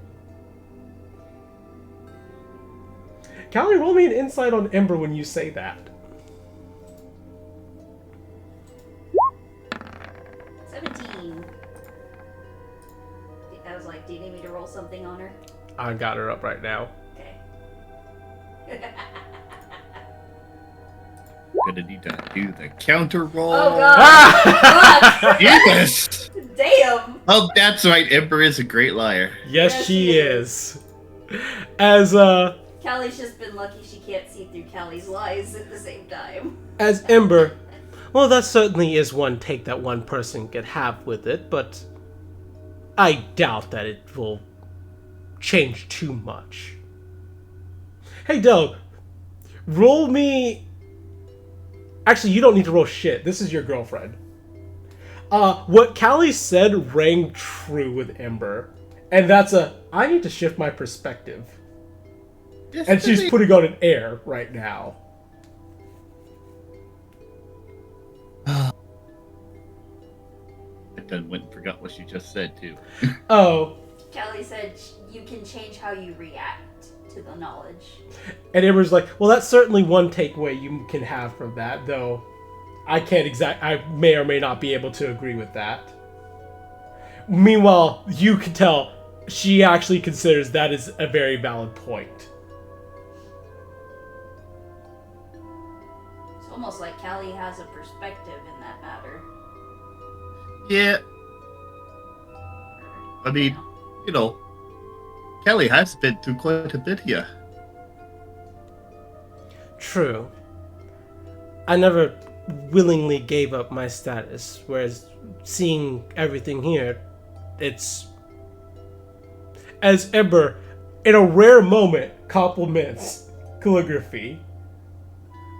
Calligraphy willingly gave up some status.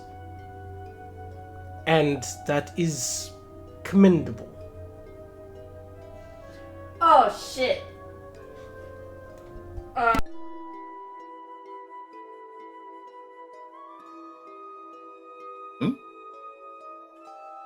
Okay, yeah, okay.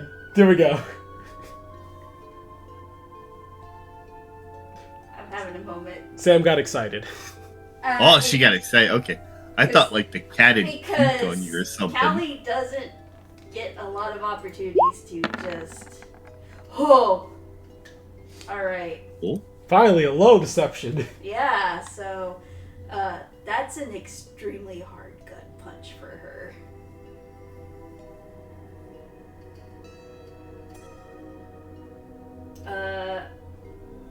Sorry, I'm mute.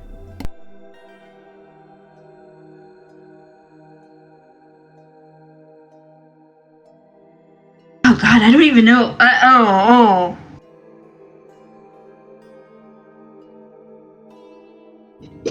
Right. Sure. That. Yeah, it just was, made sense at the time.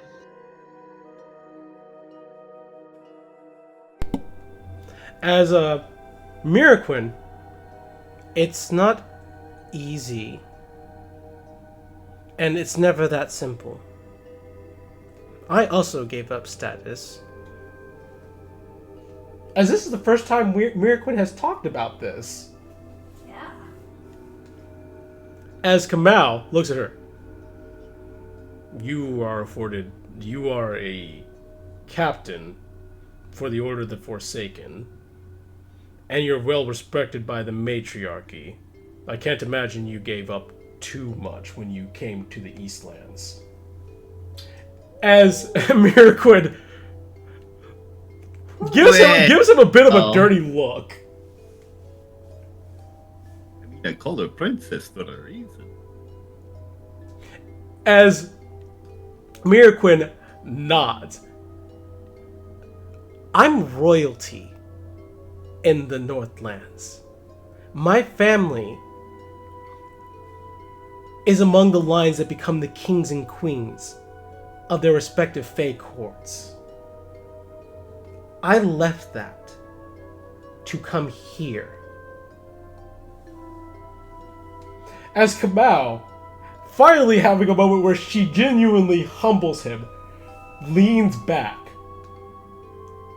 My apologies, Mary Callie looks like she just ate a lemon. Quinn. Her mouth is just. Her mouth is just like this little tiny pucker. Like,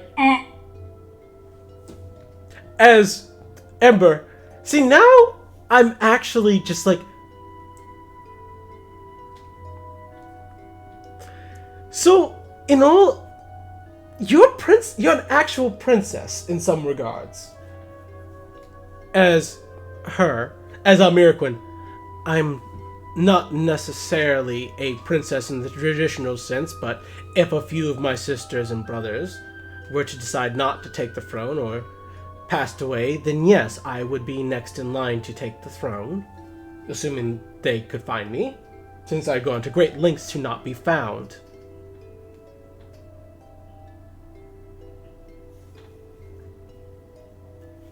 As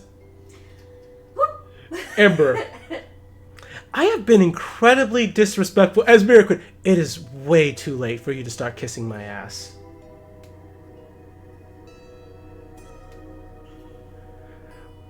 As Ember nods, that's fair. What are the chances that I meet two princesses just in the course of a lifetime? Sorry, I see. You're literally one of the leaders of a trading guild. The only reason that you ain't on a dozen is because your brother's a dick. Ellie just kind of leans on the table, deadpans at her. Perhaps the universe just decided you need a humbleness check. Ouch! My feelings, if they could be hurt by such a comment, would have been hurt. Alas, such things are a waste on me calligraphy. Oh, I'm aware. But where is my title? I Jesus, call you princess all the time. yes, but when it comes from you, it's a compliment. Oh. That is protocol. As Well, like I don't actually know princesses. that's true. You actually should know a few princesses as well as the prince. My God, are we privileged? Kamau, maybe. Whistler, are you privileged? Fuck no!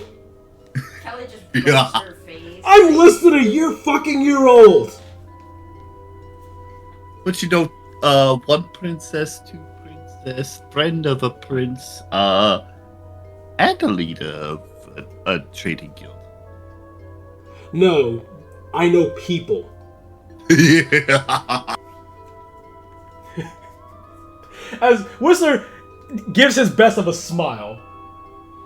Status does not matter to him, is what he's pointing out. You guys are just people. No! No, don't do This it. one or this one? Probably that one. I had to put it in the chat.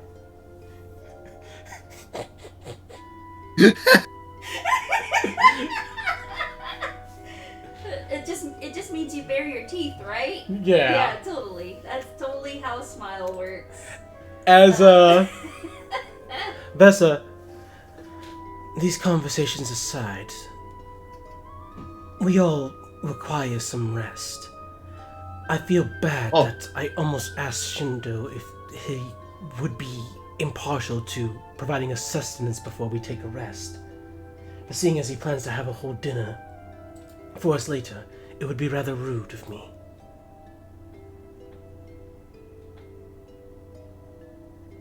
Especially since if you really need to, you just gotta get Kelly to whip up one of her berries. That is certainly true. Though with the presence of Scorpio around the manor, I would be hard-pressed to ask her to part with any good berries. or any spell slots to produce them.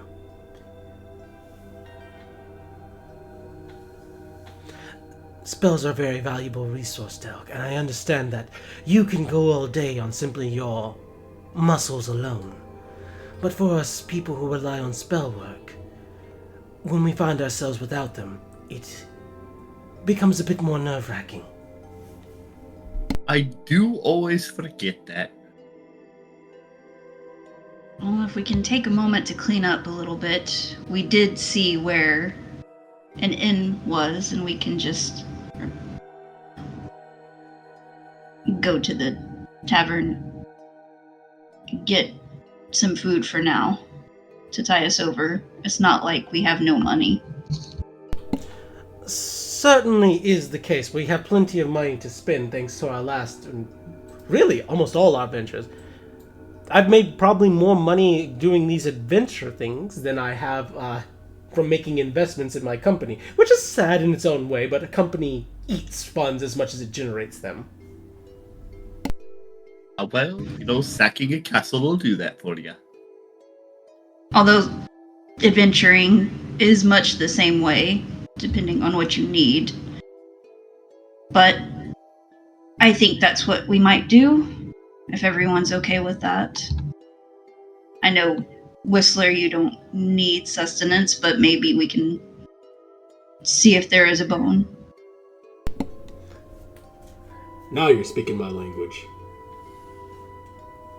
As you guys go to open the door, you see the familiar face of the blue-skinned tiefling Aoi as he's like, "All right, I wasn't eavesdropping, just so we're clear. I was sent by Lord Kabuki."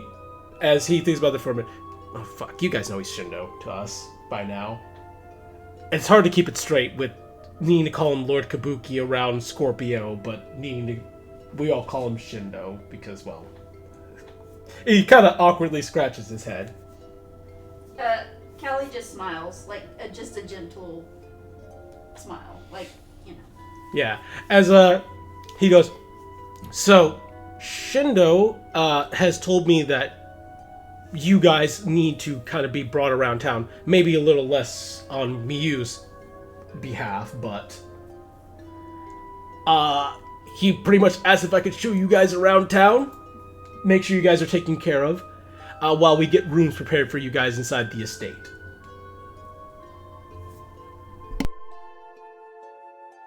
Sounds good, actually. We were hoping to go get a bite to eat. Yes, I would appreciate it if we could clean up and get some food, as it's been a while since we've eaten. I know that you were kind enough to get us some onigiri earlier, but let's just say our metabolism's burned right through that. As a person of big appetite myself, he says he pats his stomach. I understand. When it comes to cleaning up, that's more the bathhouse thing, so it's more... As he thinks about that for a bit. Because I need to pull up my town guide for Noka. it's okay, yeah. He's like, "If you guys walk into the Wise Owl Inn being stinky, that could make A very poor. Fuku pretty mad." You get the joke. Yes. Are they spirit touched? I can't wait to see. Anyways. So Yeah. probably best to take you guys over to the bathhouse first. They do sell snacks at the bathhouse, and Furo is pretty kind about that. Oh, Fudo, huh? It's just Furo, but you get it. Yes. I did learn a few words.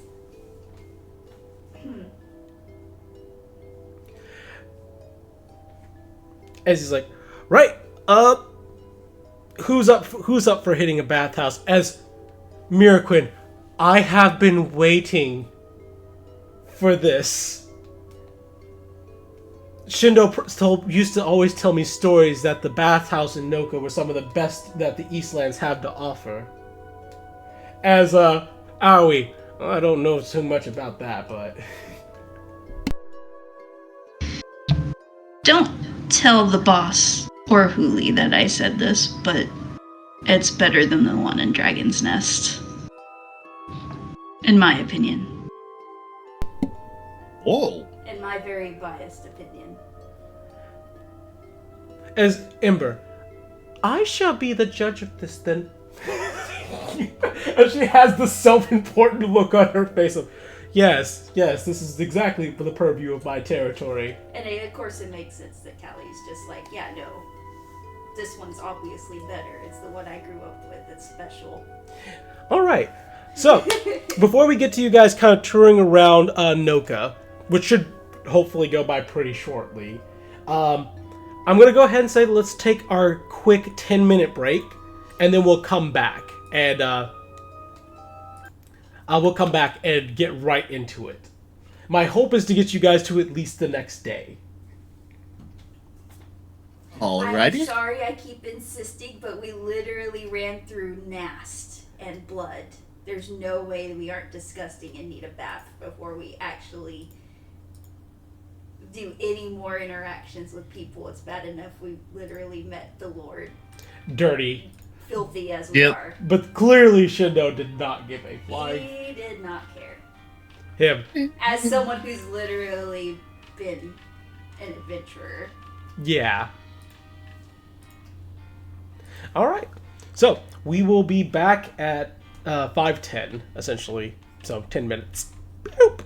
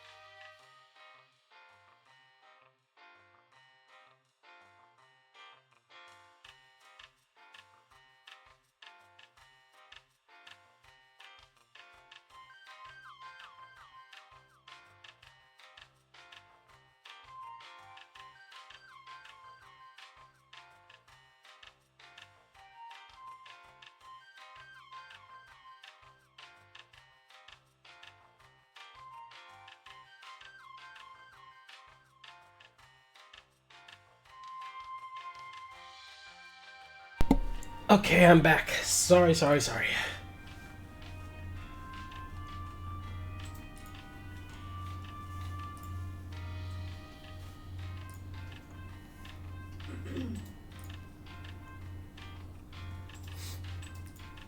What? It's Boise.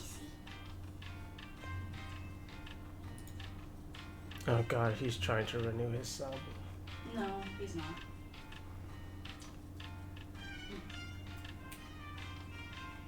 Mm.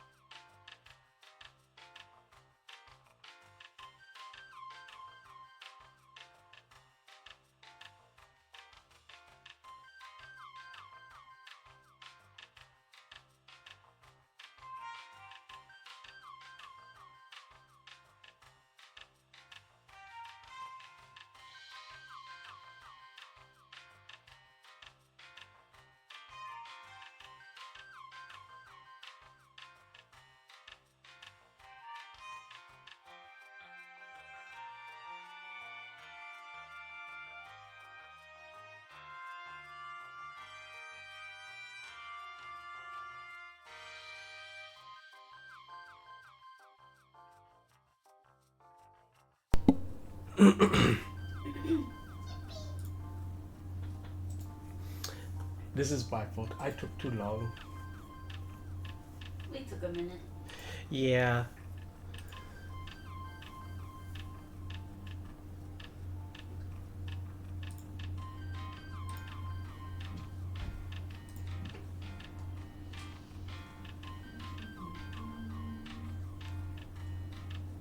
Ugh. Ugh. I hate that so much. That sensation when you wash your hands and the water gets under your watch. Mm-hmm. You're like, I hate it. Then cut it off. We won't cut off our hands. No, the whole arm. For me, the whole shoulder. My throat's still burning. My nose is running. So. My nose is running slightly too. That stuff burned my lips. That's how red they are. Someone in the Dang, comments. those look fake. That's how. Yeah, no, someone actually posted a picture in the comments saying this was our haul from today, and it was just beautiful. That is insane. That's why I want to go.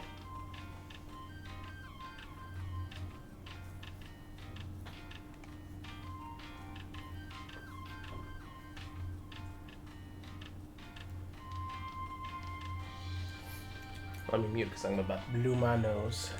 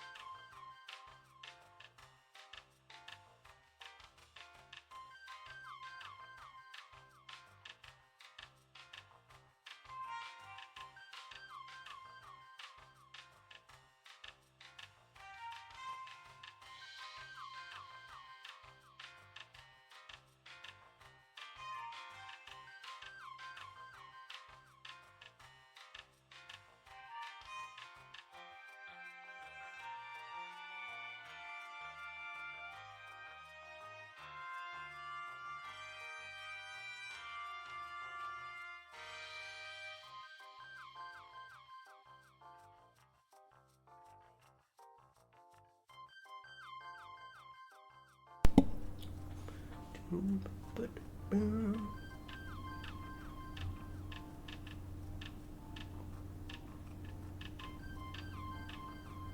was just picking up some sort of audio on your part. It is? It's just lit. It's just staying lit for me. Oh, so it stays lit, but it's not actually picking up Well, in the guess actual. Oh shit! I forgot I was muted. Have you been talking for this past few minutes? Yes. Oh, shit. I was telling you that your thing was hot miking too. Well. Yeah, we I just looked over at my own mic and I'm like, oh, it's red. Damn it. Like forever ago, you asked me if if everything was okay. I'm like, yeah, it's fine, cool. I didn't hear you. Word. That's why I was And then nothing happened. I was like, oh, they must need a little more time. Nope. Nope. Nope, I was just rambling about the strawberry place Yep. while we were. Strawberries. She does quite love the strawberry place. Yep. I've never been to it, but god damn, some of the pictures. All right, I'm gonna go They're ahead. bright red on the inside, like they're supposed to be, and I'm just like, sweet strawberries. All right, turning off the break music. Okay. Close the strawberries. Wah, wah, wah, wah. No more strawberries. All right, and music change. Oh boy.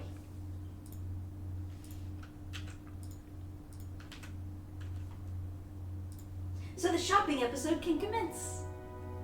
This is not a shopping episode. Is it a shopping episode?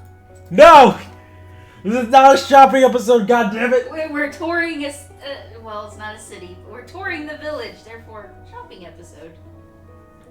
We are going to be You spending usually money. wind up buying stuff when that happens. Well, yeah, you probably will end up buying something. All right, so Aoi leads you guys out of the Kabuki State as he kind of gestures to where you guys have come from, the Night Hunt headquarters, as he goes, so no need to really explain to you guys. You guys saw the Night Hunt HQ. If you head norther up, actually, you'll find the schoolhouse where Keita's probably should be taking his lessons, along with any of the other kids, assuming they're not skipping classes or... As he thinks about that for a bit, I know they have days where they do and don't need to show up, but I don't have a kid, so it's not really my problem. Fair enough. He's like, let's see, if we head down the street, sometimes clearly when he's explaining, at least some of this is just like, this hasn't changed, this hasn't changed, this hasn't changed. Yeah. And he's like, let's see, if we head down south here from Kabuki Estate, we can hit the Market Street into the Wise Owl Inn, which during your time it was not the Wise Owl Inn. I can tell you that, calligraphy.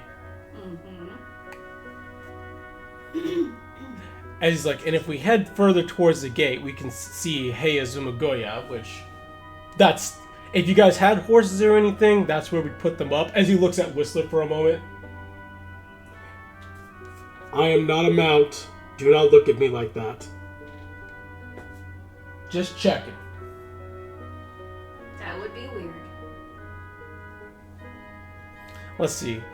So we want to hit the bathhouse up first. So actually, we're gonna need to head up. As you guys are kind of walking through this up this street right here, as he gestures towards the residential districts, he's like, "Over here we have our residential districts. Is technically I have a home, a small room that I own on the Kabuki estate itself, as do a few of us who are considered well-liked amongst the guards." He says he kind of is pressing his fingers together as you guys are walking. It's very cheap to buy housing here, which I'm not trying to say you should, but especially if you're a tiefling or a spirit touched, you actually get a discount on housing.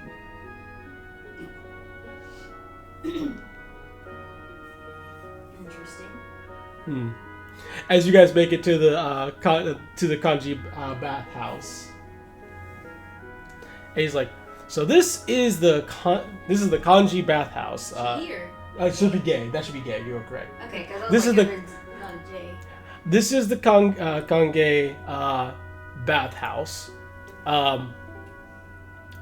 At some point or another, pretty much all the villagers will make our way into here, which is why the bathhouse is so very large. I think the only person who doesn't bathe here regularly is Lord Shindo, seeing as he has a private bath in his own quarters, but he still likes to bathe publicly with us. He is very much a man of his people, if you haven't noticed or you didn't know that. He says, kind of looking left and right. I feel like I'm explaining things that you may already know, he says as he's kind of nervous. Would you say Callie's probably within arm's reach of him? Mm-hmm. Okay. She'll... Trying to think what would be reasonable. She pats him on the shoulder gently. Probably only I know most of this. It's okay. Okay, he says as he nods his head. As I'm just going to move your guys' character tokens over to, including Mariquin. Oh right, I can't select her on that one. Derp derp, that's why that's not working. I'm on the wrong layer. Honey? I went from being on the right layer to being on the wrong layer. All right, there we go. Now you guys are at the Kange bathhouses. As you guys enter through, the bathhouse has not changed much, say that it's gotten a little larger, and the old water genasi you see manning the front of it is definitely a newer resident. As Aoi gives him a wave. Yo, Furo, what's going on? As That makes sense. That name makes sense, especially now. Sorry. as the old water genasi strokes his beard. Oh, not much. You guys looking to take a bath? As Aoi, well, I can't see any other reason that I'd be here other than to take a bath. Didn't you take one just this morning, though? As he's like, it's not really for me, it's for, as he steps to the side, it's like you can see the flies buzzing off the party. Yeah, you can just see we're ragged and stupid. Oh, I see. Well, if you need to make use of the baths, it's 1 copper to use the baths. If you need to buy soap or if you need to purchase any towels of that sort, that will be an extra copper for you. If you wish to purchase any of the goods, such as the cold milk that I keep available, that will also cost you a copper. As Ember, is there anything that isn't just a singular copper, so I can speed run this conversation? She would. Oh, God, this woman. Come on now, he's as old as I am. Give him time. It's very different. As the old water genasi. No, there's nothing that costs more than a copper. Even our onsen eggs are also a copper, and our onsen buns are also a copper. Onsen eggs. As Ember, what the heck is an onsen egg? It's boiled in the heat I of the figured it waters. was gonna be something like that. Is that sanitary? People are bathing in that. Well, not in directly in the onsen where everybody bathes, but the waters. Speaking of which, you'll need to take a rinse before you hop in the actual onsen. This is a bathhouse and onsen after all. As he kind of hobbles from behind where he's at. He doesn't walk with a cane, but he has that bent over old manness to him. Think that the old Pokemon sailor guy kind of bent over. Also, once he steps from behind, he's like no taller than Delg is. He might have been taller when he He was was younger, but He's totally taller. He's bent over halfway. yeah, exactly. As he's like, now, for the privacy of our customers, we have things divided into a male side, a co-ed side, and a female side. As he adjusts his glasses, I don't see men with you, so you can enjoy the co-ed side if you like. Just know that if you bring men with you, you will not be allowed access to the co-ed side. He is banned for his bad behavior. Oh, Yeah. good. Then I could go over to that pot without having to worry. Tally he'll show actually up. crosses her arms uncomfortably. That's good. Sorry. Yeah. She crosses her arms at that, not mad, but just like the discomfort.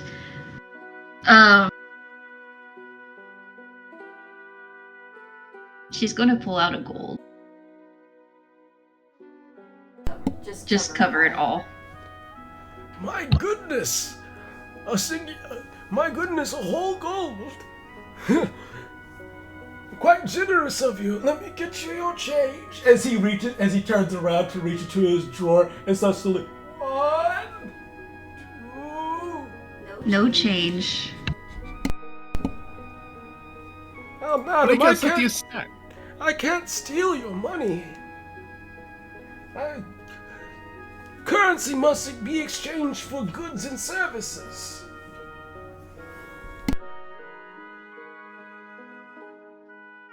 And that's already being taken care of, no, isn't it? I suppose that's fair. I'll make sure that your onsen eggs and buns are fresh. Blessed man. As you guys are allowed into the bath, as Aoi does, I'll wait for you guys out here till when you guys are done. So Doug obviously I guess going. I am taking a gold out. Yeah, Doug obviously going to the co-ed side. Ember also co-ed because she does not care. Miraquin is going to actually go into the co-ed side as well, whereas Kamau will not go into the co-ed side. He is going to the male side, and Whistler is confused about which side is for him. It's the. Which one do you think that Min might walk in there? Probably the men's side, because, it has his name and everything. Yup. So I'm gonna go the one that he's not gonna be at. I got Sam with that. I mean, Oh, yeah. I use his name as a pun all the time. Alright, well, that means Kamau, you're in charge of scrubbing all the dirt out of my nooks and crannies. What joy! As Kamau picks him up and walks away with him. Is Whistler's tail wagging like a Yes. excited donkey? Aww. Yeah.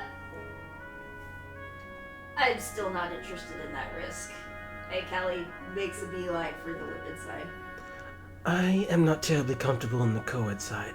I consider you all my close friends, however, I'm not that comfortable with you. She says, Vesta says, giving a nervous smile.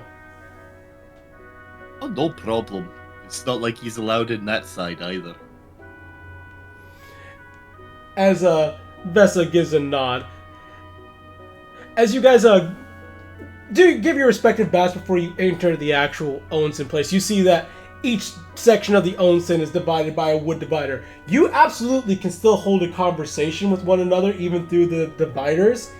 Much easier than, say, Dragon's Nest. Yeah. Because the size difference, too. However, it does still offer the privacy where someone cannot go Just and see through. just see through it to the other side. Fair enough. In other words, now we know what he did to get himself in trouble. Yeah, he definitely Yes, climbed dude. that fence. He definitely climbed that fence even when he was in the co-ed side. Yep.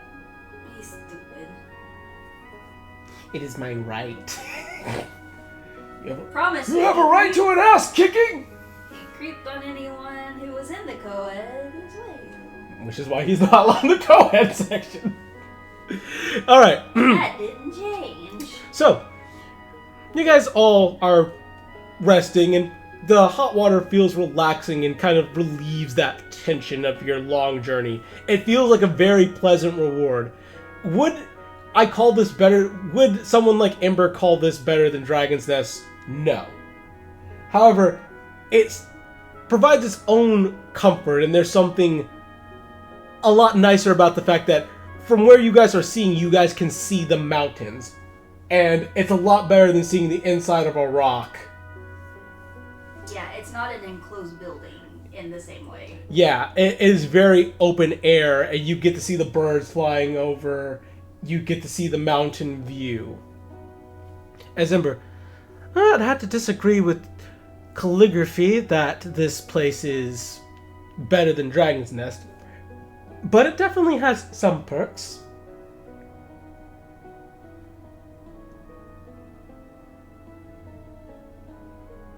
I like it, actually.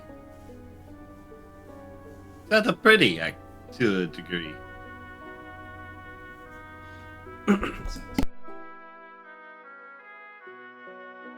And it's not a tourist trap in the same way.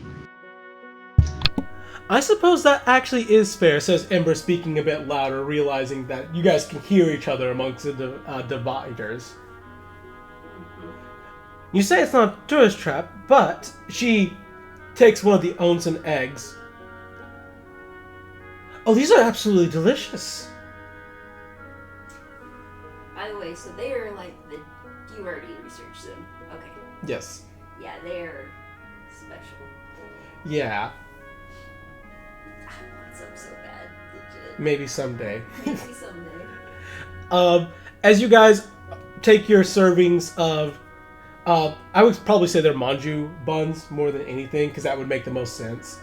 Your tea eggs, and then even some light peanuts are kind of floating around in a bowl, even for you guys' services, as you guys take some time to relax before you guys eventually come out of the bath and are greeted by cold glasses of, cold bottles of milk. As Furo gives away, You guys feel free to come back whenever you need. The bathhouse is for everybody. Except for men. Does he have to take a bath all by his lonesome? he thinks about that for a minute. That honestly would probably be better for the comfort of the men as well. Just the thought! As Delg walks away. As you guys rejoin Aoi's, as he turns to Furo and goes, "Alright, heading over to the tea shop next, Furo. Do you have anything you need me to bring to your wife?" Oh no, just tell her, Mwah! From me. So she's either a spirit touched or a water ganassi, and both would make sense with potentially. Both make sense with that name. All right, so you guys head back down the road as Aoi comments, "Yeah, no, I think the bath actually did you guys some good. You're like a full shade wider than I thought you were." So basically, looking at Callie, they're just like, "Wow, no, you really do look just like Keita, Yeah, no. except all the black in your hair." Because none of them saw her bathe and get all the ink sprites out to wash her hair. Well, say for someone who's already seen it before. Who's Tessa. yes, I meant any of them. Yeah. As you guys make your way to the tea house, which is actually a fairly large building, all things considered, it is, after all, intended to also be an inn for travelers who come to Noka, since not everyone can have the pleasure of having access to the Kabuki estate. As you walk inside, you see a few tiefling and spirit-touched workers, but among all of them, you see this older gray-feathered owl woman, Oh, okay. currently preoccupied as her head turns a complete 360. Well, 180 in this case. I was about to say 180. As she's like, we have customers. Come, give yourself a seat. As she looks at Aoi. Oh, it's just you. Well, I brought new guests, he says as he points to them. As like one of her yellow eyes opens and stares you guys down. Interesting. You must be Lord Kabuki's daughter then. Looking straight at calligraphy.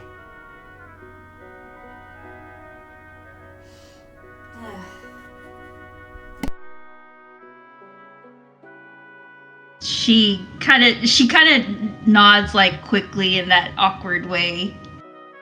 Like, surprised but not surprised. Oh, don't give me that. I don't treat anybody special here. I'm just confirming who you are. You look just like Keita and you look just like him. Prices will be all the same. You want tea? I'll give you tea. You want tea snacks? I'll give you tea snacks. If you want a good meal, I can get that whipped up for you too. Though I suggest hitting the market stalls if you want something good. If you want something better than the meager meals I can whip up here. Speaking of which, Aoi... As Aoi kind of stops. Your tab. Right, my tab. Can I pay you back later?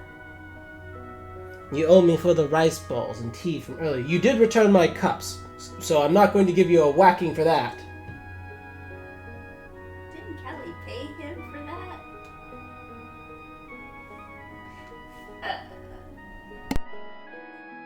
Kelly tilts her head at him. Didn't I send you with money for that? Was it not enough? I may have had to pay somebody else back who I owe money.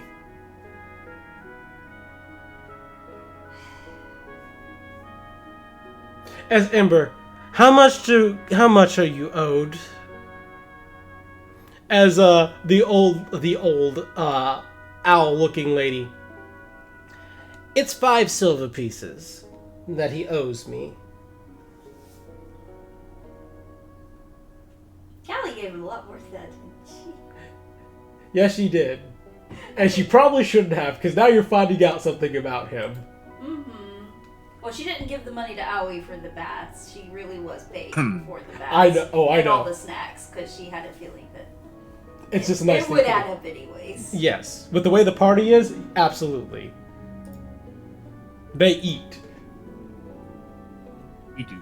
Also, we needed lots of soap. Yeah. As Ember actually will go up to her and subtract 5 silver from Ember. I'll settle his debt since the goods he got were for us. However, as she turns around to Aoi, if you scam us out of any more money than you already have, I swear to God, I'll have my boyfriend crack your knees. And I don't mean in a good way. Wait, I can do it in a good way? Not like a massage therapist kind of way. What I'm thinking, kind of like what you do with my shoulders when you get them nice and untense. And as Fuku, don't engage in such illicit conversations in front of an old woman like me. You'll give me a heart attack. As Aoi, oh, that reminds me. Furo said, "Mwah," and she's like, ah, that sweet old man. And she's like, you're forgiven for your misgivings, Aoi. Callie went from being utterly disgusted by Ember to kind of like the awe of old people in love, but I don't actually have to see it.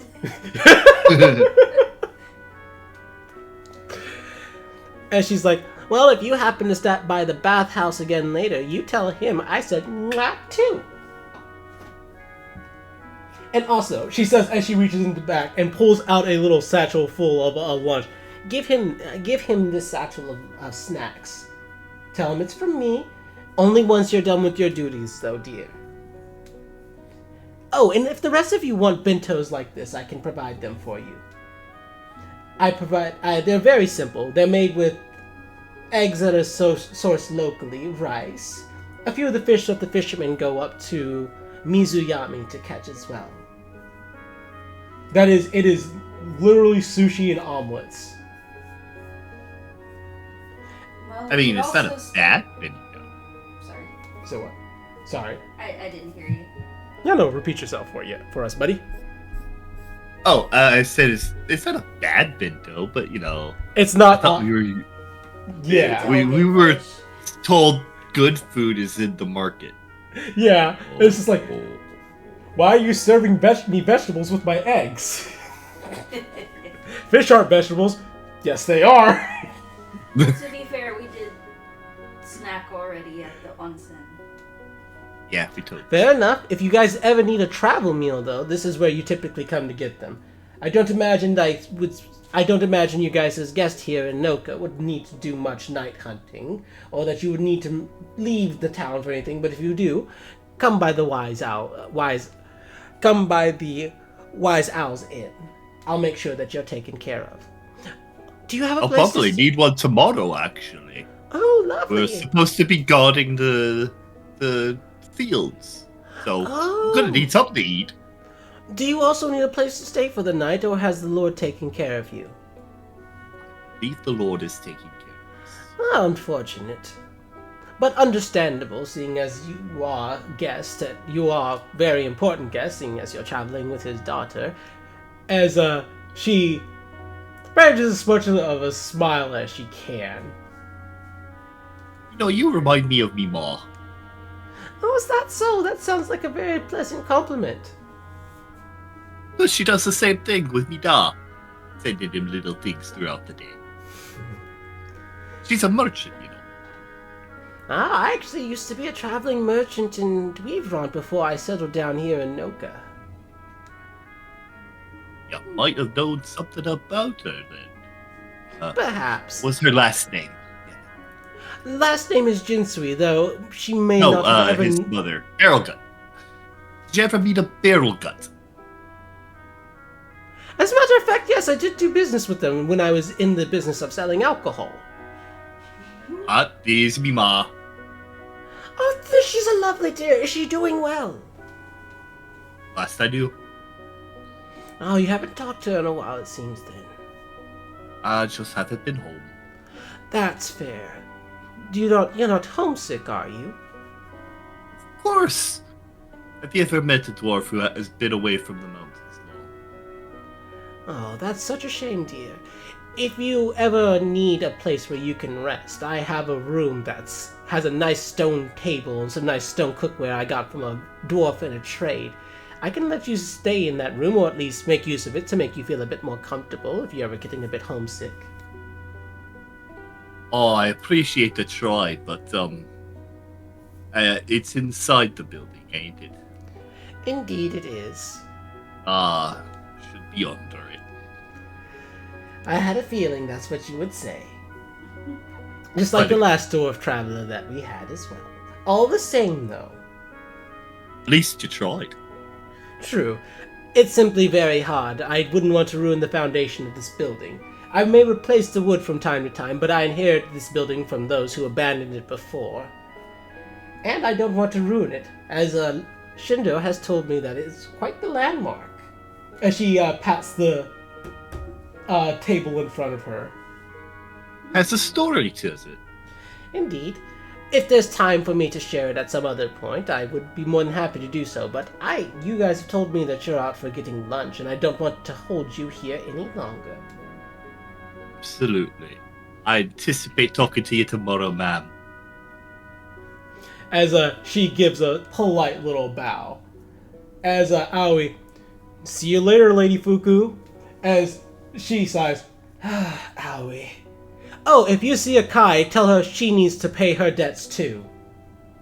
As he's like, you need to have that conversation with her yourself. As he skedaddles out, as he just like runs out. Oh, these kids. Oops, sorry. Just like, yep, I have an idea. Someone's name when I see them, I will probably know who she is. Alrighty. So, Aoi proceeds to lead you guys to the market district, where you see there's a bunch of fresh fish, fresh vegetables, rice. All the works are kind of being sold along with a small little local butchery. I actually have the name of shops for you guys, even. You have Okami's Clothing and Accessories, which is run by a wolf spirit touch. Of course. Eiko's Fresh Veggies and Fruits, run by a fruit bat spirit touched. Bakeneko's Blacksmith, run by Kichi, who is a cat-looking tiefling. Toru's Woodworking, which is run by an older-looking human. Yota's Butchering, which is run by a burly-looking tiefling. And Kiki's Baked Goods. And currently, there's also a small ramen stand set up with calligraphy, a face you finally recognize. The old ramen shop, the old man who used to run that ramen shop still is there, as he recognizes you. Oh, is it you? Come, I'll make ramen for you. I guess I know where we're having lunch. What, we don't want to try it at any other place? As Vesa actually slugs Ember in the arm. Ow, I was choking! That's your choice. But mine is made. I mean, you keep saying something about this ramen from home. As you guys head over to the old man's ramen shop, as he looks at calligraphy. You still like it spicy? As spicy as you can make it. Yes, sir. Let's go! As there are some small tables set up around this stand, as he takes everyone's individual order, and Delk, I remember you order yours just as spicy. Yep. Should be a fairly common thing for dwarves, even if they get a few through. Don't even let Vessas see the spicy ones be made. As you guys are all served your ramen individually. Sorry. Bit of indigestion for something spicy I ate. You guys are all served your ramen individually. As when you guys take your seat, once your ramen has been made, you see a rather tall and red-skinned Oni-looking tiefling sitting not too far away from you. And when Aoi sees her, he immediately goes, Akai, got something to say to you, as he runs over to her, and she's like, oh, come on, man, I'm just trying to enjoy my lunch. As I was like, you guys seem good here, by the way, so you pretty much seen everything you need to see, so I'm gonna go have lunch with Akai. Callie just waves. She's just like got a whole mouthful, and she's not stopping to say anything. Alright, so... She's just like... Bye! waves, yeah. slurping at the same So, time. as you guys are enjoying your ramen and kind of into conversation, making small talk, from behind you hear, hello, I would like to order one fish ramen, please. Ugh. Yes, Simon. Oh, I see that Miyu is here. As, Nope, I'm just a figment of your imagination. Bye. As, Min, it appears that the rest of your retinue is here as well, Miyu. She's just grumbling. As, he looks at the table next to you guys and sees it's open. Ah, and I can have a seat nearby as well. I would honestly prefer it if you didn't. Also, isn't fish and ramen considered... Calligraphy, correct me if I'm wrong, isn't that taboo? Like, not supposed to do that? No. You would serve it with Odin, which is a completely different type of noodle and soup. I'll have you know that I get my ramen like this all the time, and I have never heard a complaint from the owner of the shop. As the owner of her shop is literally shaking his head no. As Min is like, just bits of raw fish all over his ramen. It's more like you just don't listen. You really like your fish? Of course. My family owns the local fishing guild inside of Ponce, which is how we make our vast fortune. Fishing guild isn't all that profitable, says Ember as she takes a slurp of her ramen.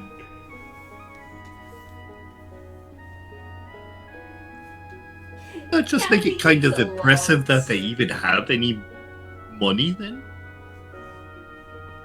As Ember thinks about that for a bit. Actually, that does raise a good question. How do you guys have money if you raise a fishing guild? Oh, all the other fishermen need our permission in order to use the boats and go out to go fish. Oh, it's a protection racket. So you control the port. In a sense, yes. No one fishes without my family's permission. As Ember, you know, us Elfinix do some awful things sometimes, but we don't do things like that. You've made me feel a little bit better about myself. It still doesn't excuse your sickening presence, but that is something. Also, can you sit further away? You're still too close. I can smell your fishbowl soup, and it's making me sick. I'll have you know that fish is extremely healthy for you. If you wish to increase the beauty of your complexion, you should perhaps put more fish in your own diet. Bitch, did you just call me ugly? Oh my god. No, I would never call a beautiful woman ugly. However, if I were to compare you to someone like, say, you, I would say that you are lacking in some qualities. As Ember snaps the pair of chopsticks she has in her hand. Oh no. Well, I don't think I'm gonna need to hit him this time. As Ember stands up, looks at she's finished most of what she has left. As she takes what's left in the bowl and just throws it straight in his face. That was very impolite. I haven't even finished my meal, but if you wish to feed me so badly as is the duty of a woman, you should do so while you're in the kitchen.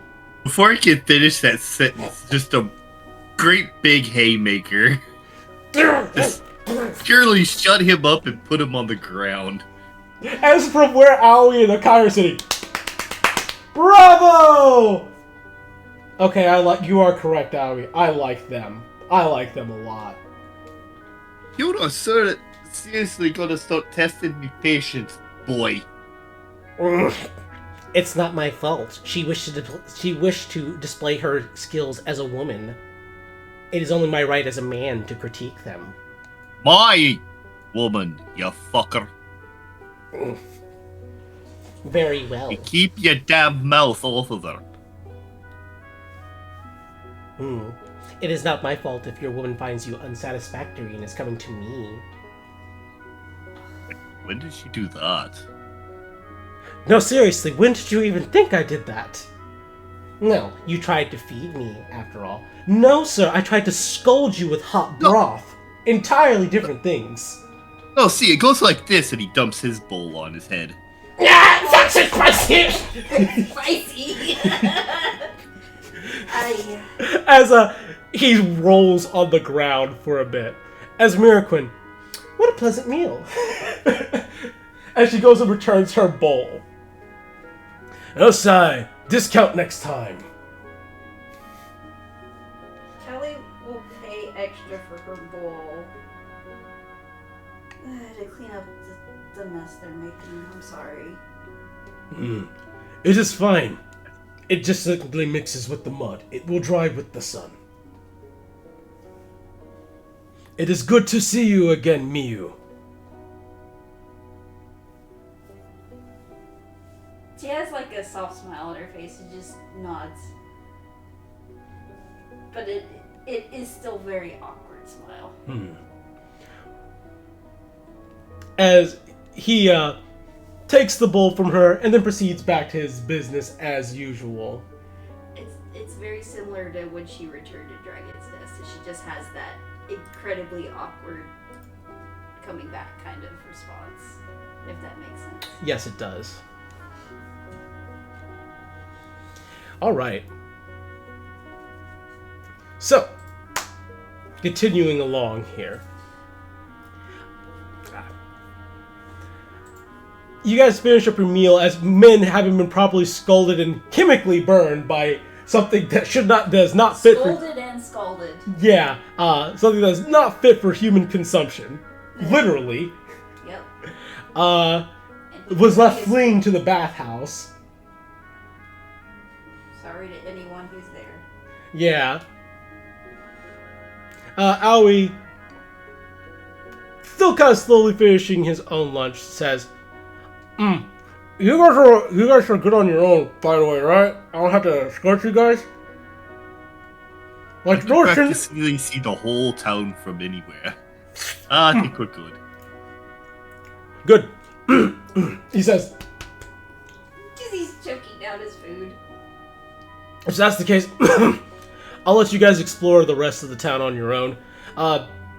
Shindo said that you guys are welcome in and out of the estate at your leisure. If you cross over the bridge, you can get to the rice fields if you want to take a look at them. Can't imagine that's terribly interesting. Sorry, Noka's kind of a boring place, save for at night. And at night, it's probably safer to be inside.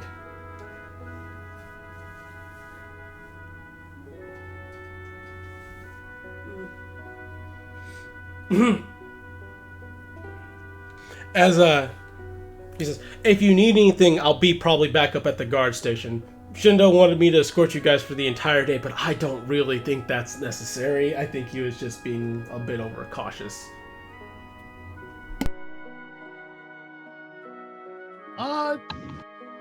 No, I'm sure we'll be fine. Yeah. But you should stay out of trouble, since apparently you go around owing people. And she does say that, without malice. Just, you know. As, Akai, sitting right next to him, burst out laughing. It's because you're shit at gambling. As he points at her, you're worse! You're worse at gambling than me! You can't criticize me. You owe more debts in this village than I do. Yeah, but at least I work off my debts. Since when? You borrowed money from me to pay off your debt. As she thinks about that for a bit. Quit being mean. Oh, I have a thought. Hold on. Uh-oh. Callie watches the interaction and thinks about it for a second. Do you owe a debt that escorting us today is paying for? Aoi thinks about that for a bit. No, this was a task from Lord from Shindo. I would have done it if he asked in a heartbeat.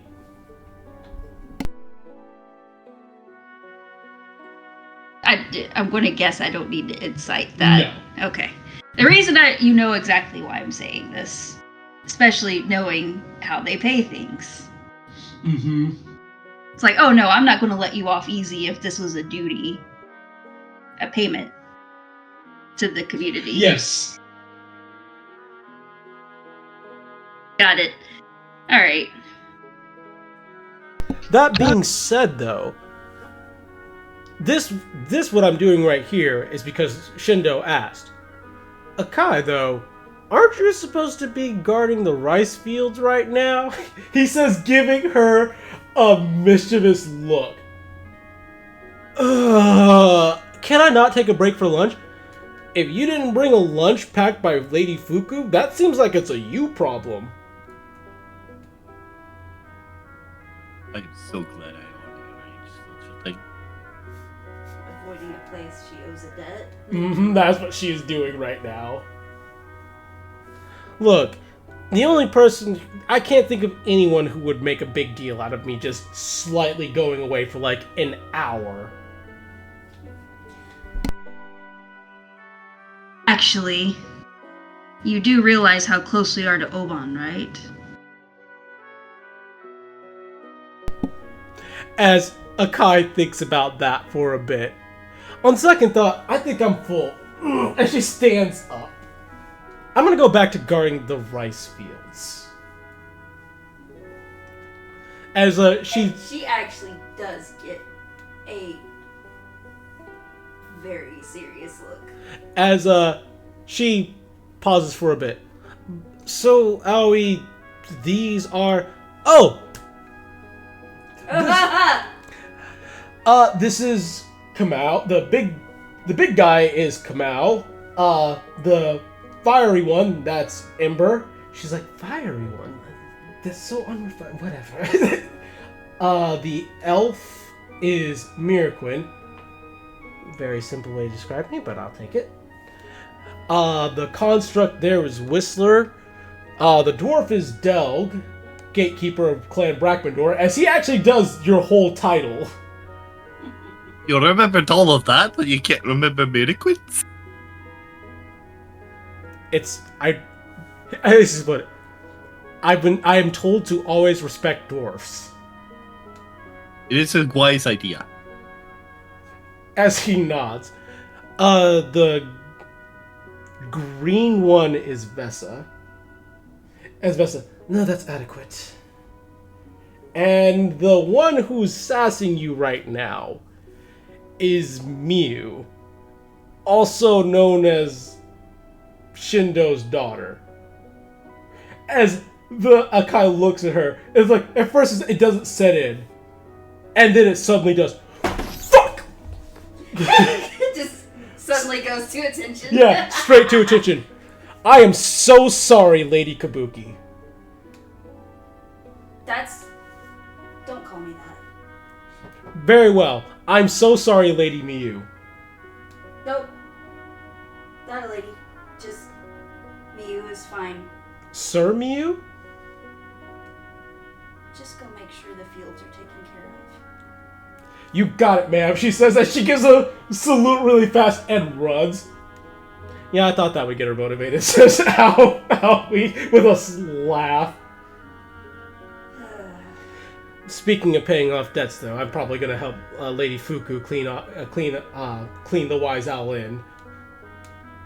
That sounds like a wise use of your time. I think so too. Unlike Akai, I try to be good about paying my debts. I just need to be good about the not gambling in the first place problem. He says he tries to look away. He's like, yeah, it's a problem, and I know it. Yeah, should definitely be a bit more careful about that. It's a bit of a dishonorable vice, if you ask me, but I picked it up from my dad, and I've been unable to quit it. Because yes, she absolutely Derwin Shade. Sometimes we pick up things from our parents, and we have a lot of trouble breaking those bad habits. Ponce was a rough place to be a tiefling as a kid. Especially a tiefling that looks like me. Oh, I'm very familiar with that. Oh, you would be. Sorry. She waves her hand.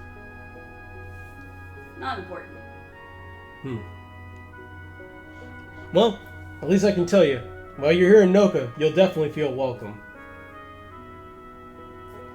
As he's like, anyway, you guys have free run of the village. Don't get into any trouble. Oh, also, just FYI, if you guys go by the river and you see a couple of eyes, big ol' eyes staring at you, just kind of ignore him. That's the river spirit that lives in the Kibo River. He keeps the bad demons from crossing over into Noka at night. We like him.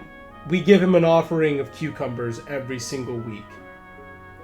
He's chill. Okay, so the big eyes in the river are Safe. They are safe. He is a good guy. We like him. As I'll give a nod. That's about the only thing I need to know. Honestly, if you see any spirits around here, most of the spirits that you see during the daytime are pretty nice guys. Though I think I've been told that not everybody can see them.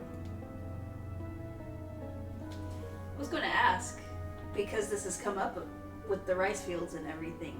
Mm-hmm.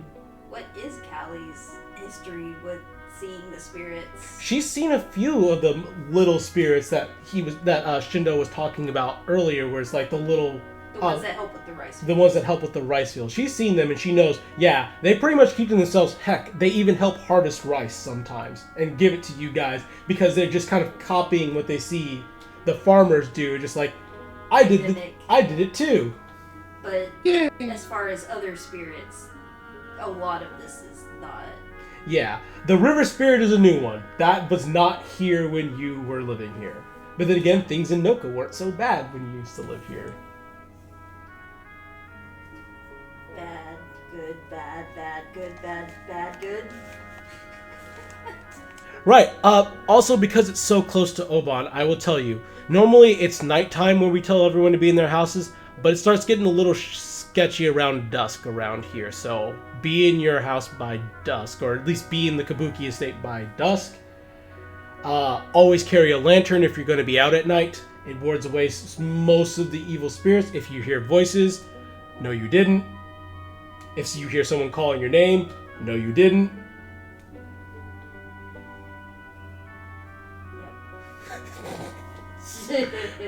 Anything else need to be clear? As Amber raises her hands, why do we have to ignore them? That's a good question. Just say no, you didn't.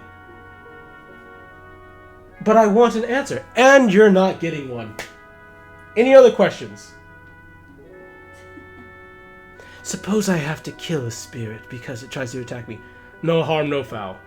If it's attacking you, it's hostile. That's it. Exactly. Alright, I think you guys are good. I can tell you that Shindo is having a feast prepared for you guys later, so even if you're wandering around the village, just make sure you are back in the estate by dusk, so that way he didn't throw a feast for nothing. I would really like to not embarrass my lord. Plus, I think it would actually really hurt his feelings if he turns to Caligari if you didn't show up. Oh, that actually... Cool. That hits her.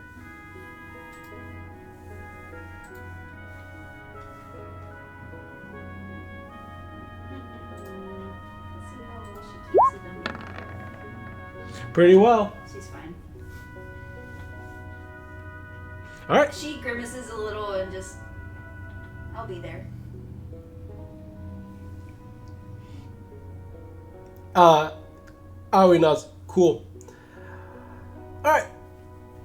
As he just gives a wave and walks off, as Whistler, I actually want to go back to the market street. I saw a small shop that was selling weird little toys.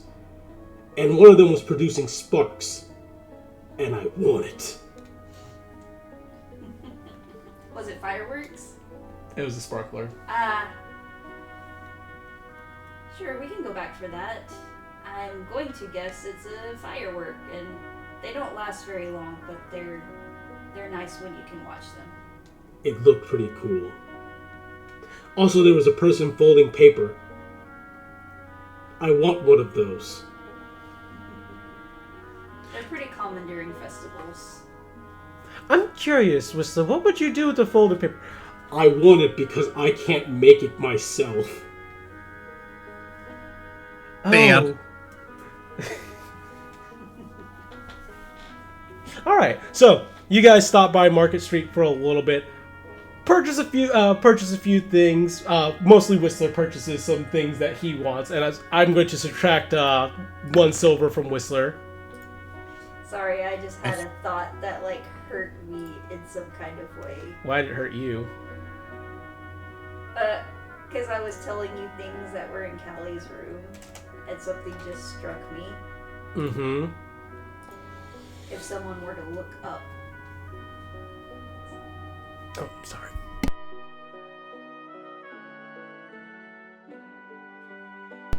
Yep.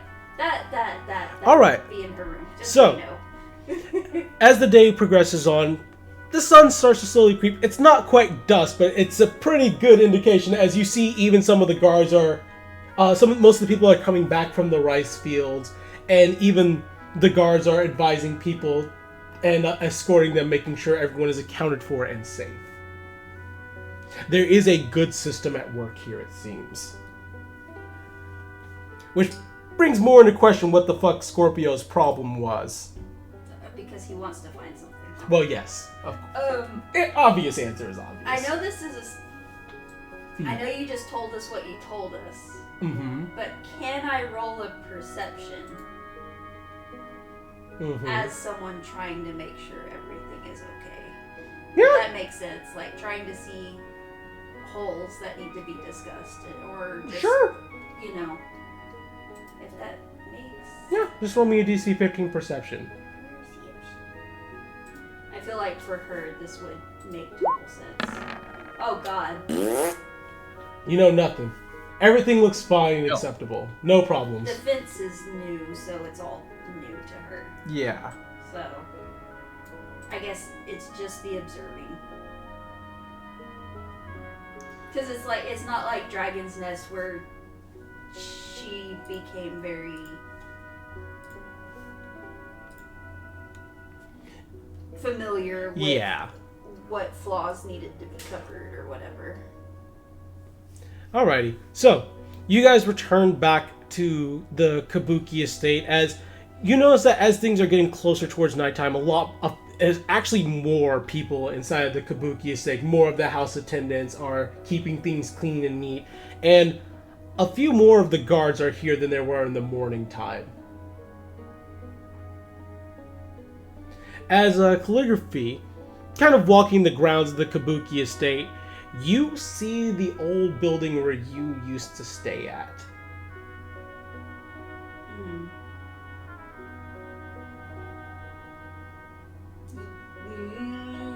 Given the opportunity, yeah, she's going to struggle to resist going to look. Alright, that's very fair. So, as you guys are kind of walking around exploring the Kabuki estate, enjoying the garden, the tree, the ponds, and the various things, you guys see Calligraphy kind of wandering off as Vesa, Calligraphy, where is it exactly that you're headed? Oh, I was just curious if it's still here. I didn't exactly live in the main house. It was easier not to. As Miraquin is the one who poses that.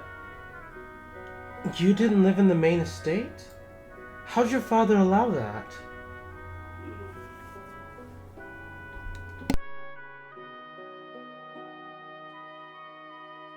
It was just easier to avoid Lady Sumire if I wasn't there.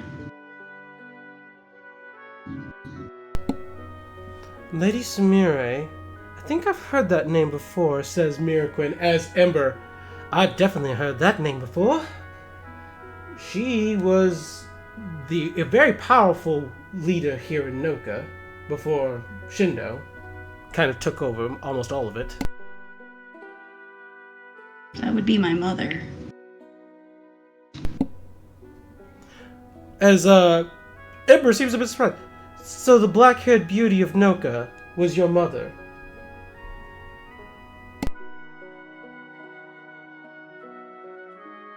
Kelly just kind of looks at her like, That is her nickname in Ponce.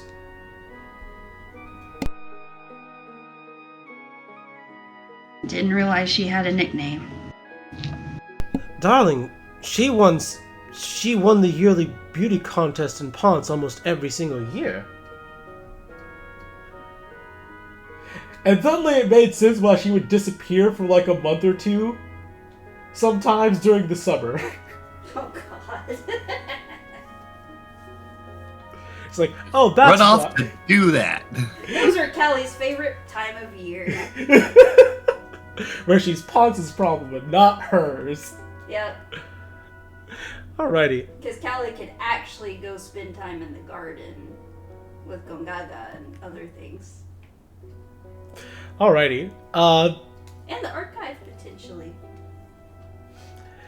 As Vesa, so you wish to check out your old room, then? Probably shouldn't. She says, kind of looking. It's in that, like, I'm so curious, but it's probably a bad idea. I mean, being fair, this is your old house, and it is your old room.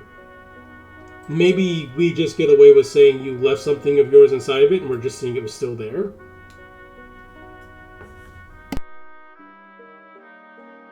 I left everything inside of it, actually.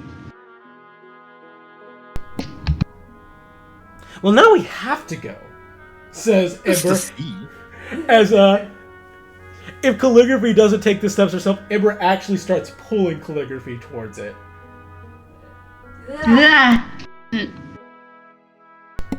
As you head towards where your old where you used to stay when you used to live in Noka is. As Ember looks left and right. Well, it doesn't look like anyone's lived here for quite some time. Though, everything does appear to be kept in some order here. She'll kind of, absorb it as she walks through, but yes, she'll go to her room.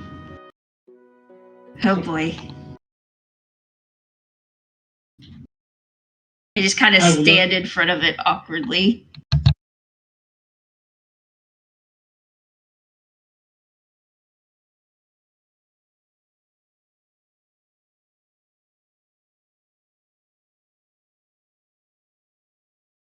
This motherfucker's I'll changing promise music. I'm I'm scared. muting. I'm scared. I don't know how with Christian muted, so Me either. Alright, you're good. Alright. As you guys are kind of standing around the building, and have the door open, are kind of like talking outside of it, suddenly the door slams open. Oh no. No fucking way. Oh no, is there a construct? There's in fact a construct standing straight in front of you. Oh. And that's all I'm gonna play of that little bit. Fuck. Oh, you didn't hear it! No, I haven't heard anything out of Sync Tube in forever. Oh no, it probably unsynced. Yeah, it's been playing for a while. Like, for me, it was actually playing today. But the changes on the site, you might have to manually push play. Yeah, you might have had to manually push play. Ooh, that's rough. No, it just says no video. Oh, it did now, but... How about now? Can you hear it?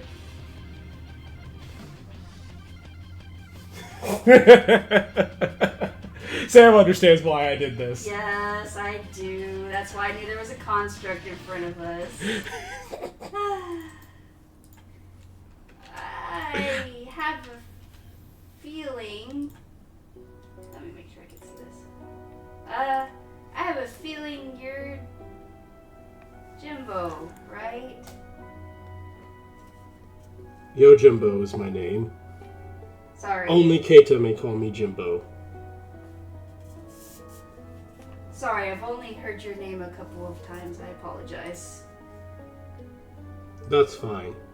Is there a reason you're here? He's not in the room that used to be her room. He is in there. Ah. Well, this is a little awkward. Indeed, you're standing outside my door, as if you need something. However, He makes a gesture. you may come inside. I assume that you wish to retrieve something from in here.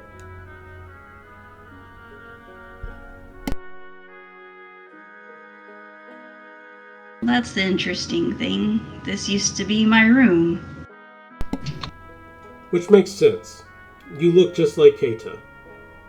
So I assume that you are also Shindo's child? Which he does seem to actually question. Like, don't call her the wrong one again. My name's not Alfredo. Yes. My name is Miu.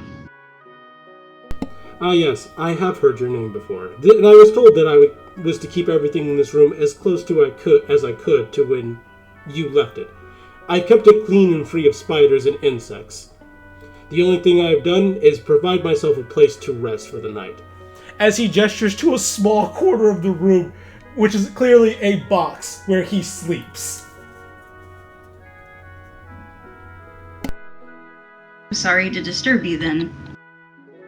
No, you're fine. I merely came to freshen up. As he's holding a polishing rag in his hand.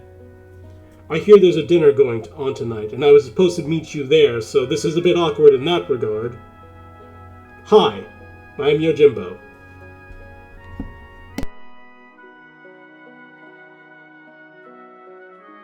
Yeah, I guess Callie will give a proper bow. Miu Kabuki. As the rest of the party, the rest of the party introduces themselves. Oh yeah. I've finished up with everything I need to do in here, though, and wish to find young Keita to make sure he's taken care of. My only request is that you do not make too much of a mess of the room here. But other than that, there is a dinner happening soon. Don't be late. As Yojimbo disappears off. Now I feel like it's inappropriate to go in here. He gave us permission, says Ember. It's basically still your room. He's just got that. It's sad that he sleeps in a box. Can someone please help him out? Whistler. Honestly, I'm jealous. That box is nice. You have I a just whole feel- room. I just feel sorry that he's having to keep this space for me. Seems unfair. But he has the box. Have you not seen the box? It's very nice looking. It's a nice box. Like, it's got cushioning in it. Whistler, do we need to invest in a box for you? I'm not asking. I didn't ask for a box. Who would want a box? That's so silly. As his eyes kind of look left and right. I might surprise you. You need to talk to Ember about how to pull that off a bit better. Lying is not my forte, and also asking for things I want is not my forte. But that box looks super comfy. You know the box that they had me in for all those years didn't even have padding in it? And they took my body parts apart so that I could fit inside of it. He could actually fit in his box. That's a luxury box. Truly, the needs of constructs are very different than the needs of people, says Miraquin. Actually, she's like, a normal person would not be happy with that, but apparently constructs, that's perfect. Yeah. Stick me in a box with padding. Lovely. I'm pretty sure I've seen a Tabaxian Dragon's Nest be very excited about a shipping box before. But why would a tabaxi be excited? As Ember is just laughing. It makes perfect sense, Whistler. But it appears there is competition for the box market. Perhaps something the Alpha Neat Guild needs to look into. Oh, gods. But with that, I guess Callie will go inside. She's just kind of like rubbing her arm like, this is so weird. And she'll just kind of mill about. She's gonna look at her tea pet that's over by, I assume it's over by a window. Not only is your tea pet still there, still in the same spot you left it. It's very clearly been taken well taken care of, as it's actually grown slightly. In terms of like, my brain immediately mistook it for something else. Yeah, tea pet. Not chia pet. Yeah, not a chia pet. Thanks, Oh, brain. No, and because I said over by the window, so that probably made it sound. It's weird. over by the way. Sounds like a it's plan. She has a tea set, like a tea setting. Yes. And so there's a teapot and a pet on a tray Yeah. where you would pour the first. But yeah, steeping of the it's tea all over. clean. It's all clean. Heck, the dishes in here look like they've been polished. She pets the little chicken because her tea pet is absolutely a little chicken, and she just pets it. Yeah. It probably looks weird if you don't understand, but for her that's normal. Delg, it's your special rock. Of course you treat it nicely. Every Yep. dwarf has a special rock. It probably is like having a special rock. As I There lost is- my special rock. Who had an elf's head? Oh, Vessa would know because they did the tea ceremony thing in Dragon's Nest. Oh, Miraquin too, right? Yep. Yeah. So I take a guess that's your old tea pet. Does it have a name?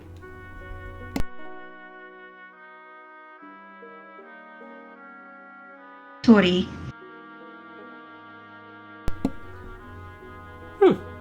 Short, sweet, very nice. I got it shortly after actually learning the word. Oh, it's an old Noken word, I guess. Does it mean chicken? It means bird. Oh, A chicken named Bird. I can appreciate the simplicity. I have one question though. Are all of the paper cranes on the ceiling supposed to be to keep Tori company?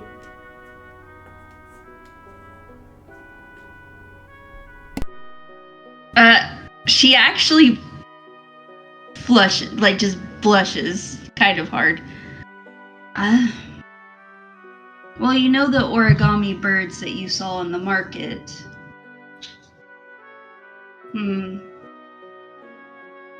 There's an old story about folding 1,000 of them and having your wish granted.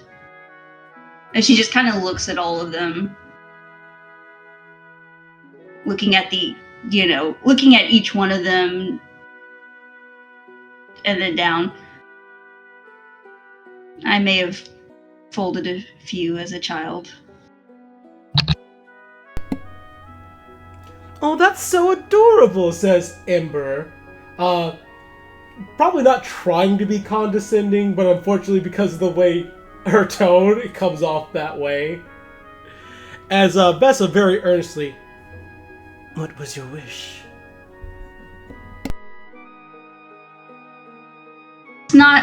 That's not important. And she kind of just tries to find the next thing in the room to kind of take attention to. So probably just like her art, like her little watercolor paintings on the wall or something. Which reminds you that while you're here in Noka, you can actually do painting, like you've not been able to do since you've been out in the desert. As Yeah.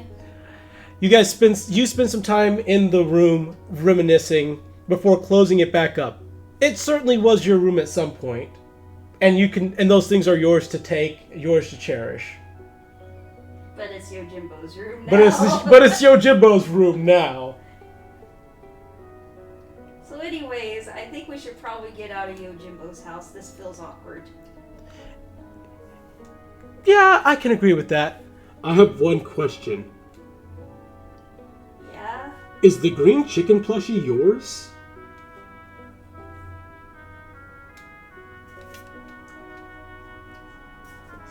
Yeah. What's its name? Don't you do it. Greg.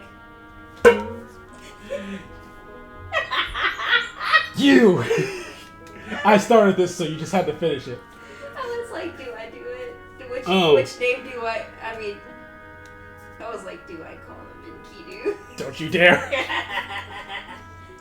Wait. Was this before you learned Old Milkin that you got the chicken plushie? Yeah. I've had that for probably as long as I can remember. I don't think it used to be green. Oh. so Ember kind of looking a little, it's like, I think May- it was blue when I got it. that may need a wash. No, that's why it's green. Oh, says Ember. That's fair. Why did your dad get you a chicken plushie? As Vessa. Because calligraphy likes chickens. Have you not noticed this entire time? But you own like eating. But you own chickens. Yeah. And then we, she does the thumb across throat. They, Oh. they. It's a chicken you don't have to kill. Hmm. As Vessa looks at Ember, you did not have to word it that way. I'm actually surprised that Banana's still alive. Banana? The fruit? You have a banana tree that I didn't see? She covers her face. Okay, it was really yellow when it was a chick. As Kamau actually. It was really, really yellow compared to the other ones. You were a very cute kid, calligraphy. But as you said, let's get out of Yojimbo's room as he kind of just scooches everybody out. And actually, I'm gonna say, before we even get to the dinner, we'll save that for next session. Okay. So we're gonna call it here for the day. Banana. We don't even get to see Banana. We toured the whole village and didn't see it. And you'll have time to see Banana. Banana. Banana. Banana. All right. Goodbye, everybody. I'll see you potentially next week. Actually, I have a question. I have a question to ask you, buddy. All right. Peace.